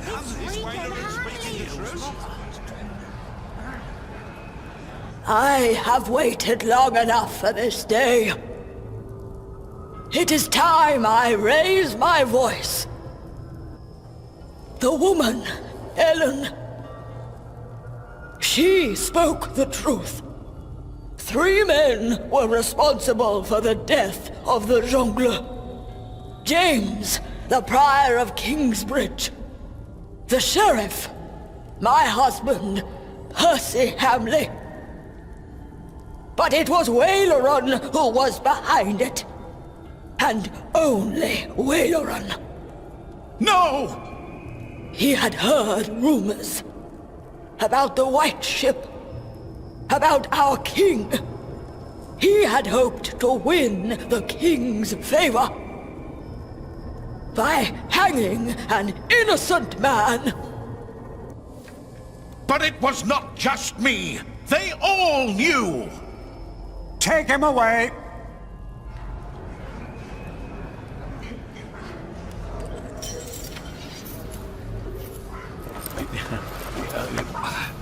This is for taking my husband's life. It was Waileran! Oh, we did it! It's over! Yes, it's over. Thank you, Lady Hamley. This monk must learn his lesson. The Pope would agree. This trial is not over. Philip has admitted to heresy. He challenged the teachings and the authority of the Church. The ordeal of fire will take place. To show that the Church is not above God. To show that my brother, the King of the English, is not above God. Not we, but God shall judge this man. This is madness! No! You can't do this! Philip! No! You cannot do this! This is now a matter of the Church, Lady Aliena.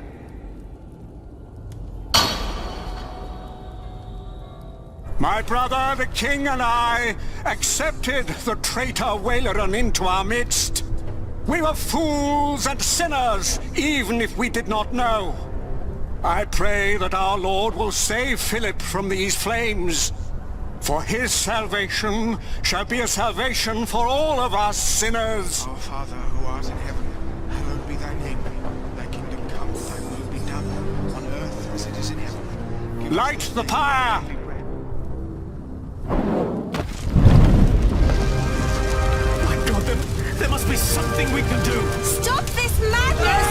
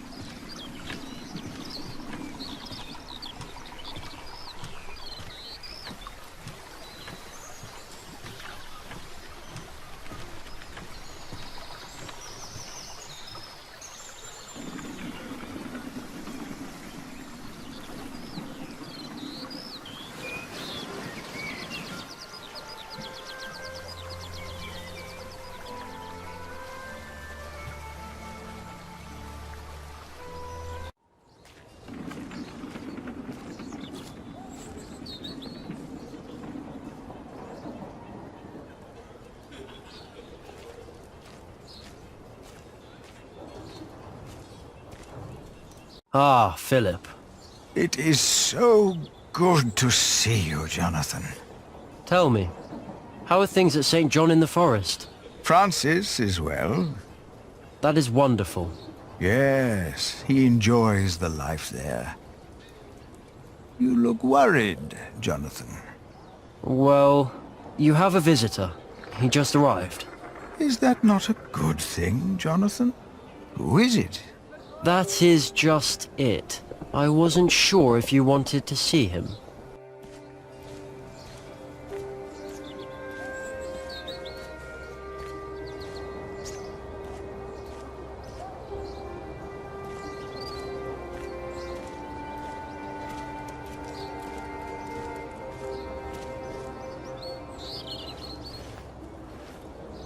It has been a long time. Ah, yes, it has. I had to know. Know what? The truth is, I never saw God. Or the devil. Have you?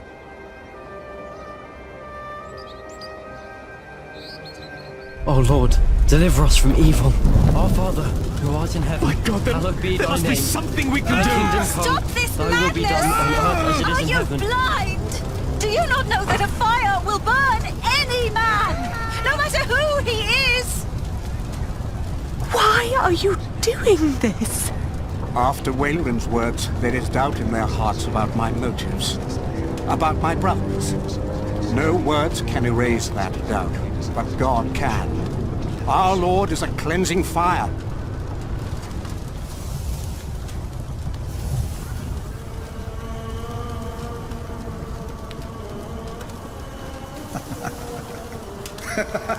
He's still alive. It's a miracle. He is among us. God is here.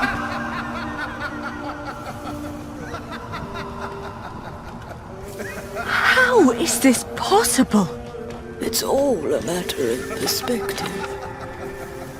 We have to stop this! No, Jack. Come. My God. No, but that's what they see. That's what they believe. The water. It's dousing the flames. It's a trick. To them, it's a miracle. The justice of our church. I believe Philip understands that now. His book will be destroyed.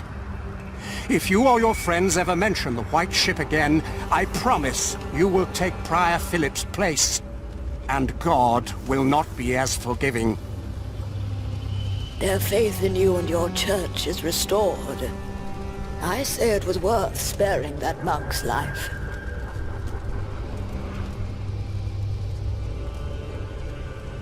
Promise me that Wayland will suffer.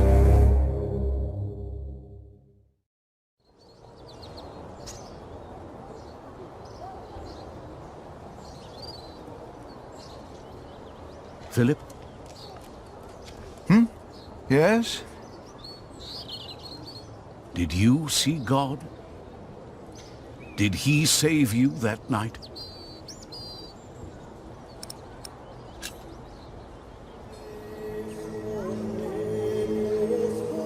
I told him. He only smiled at me. I never saw him again, as long as I lived.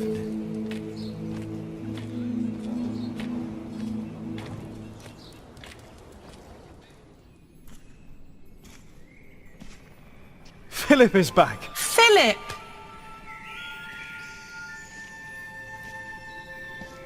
Did you walk all the way? Again? Just part of it. Old fool. Ellen stayed in Kingsbridge. I thought I had lost God, that he did not watch over us. But now I see him every day. He is in the good we do. in how we show our love.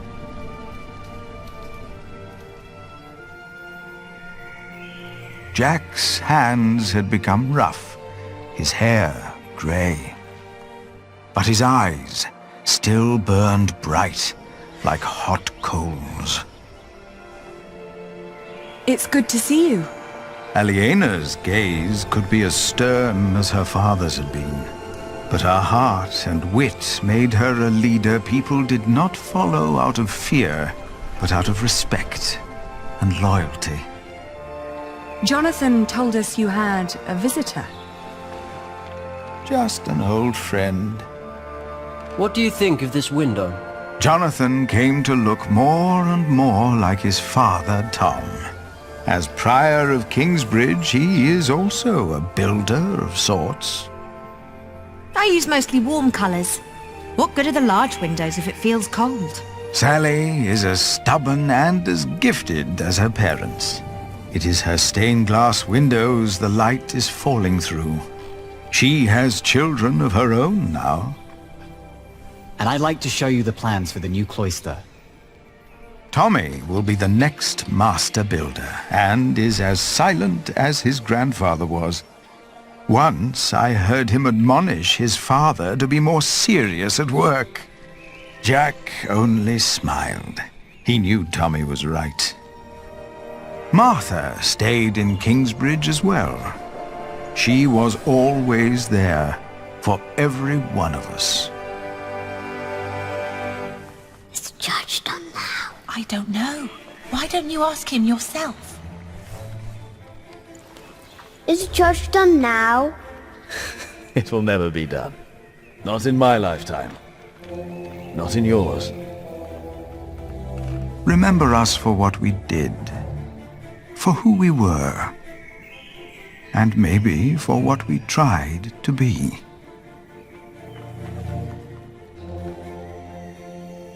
And when you turn your eyes to our cathedral, maybe you will see yourself.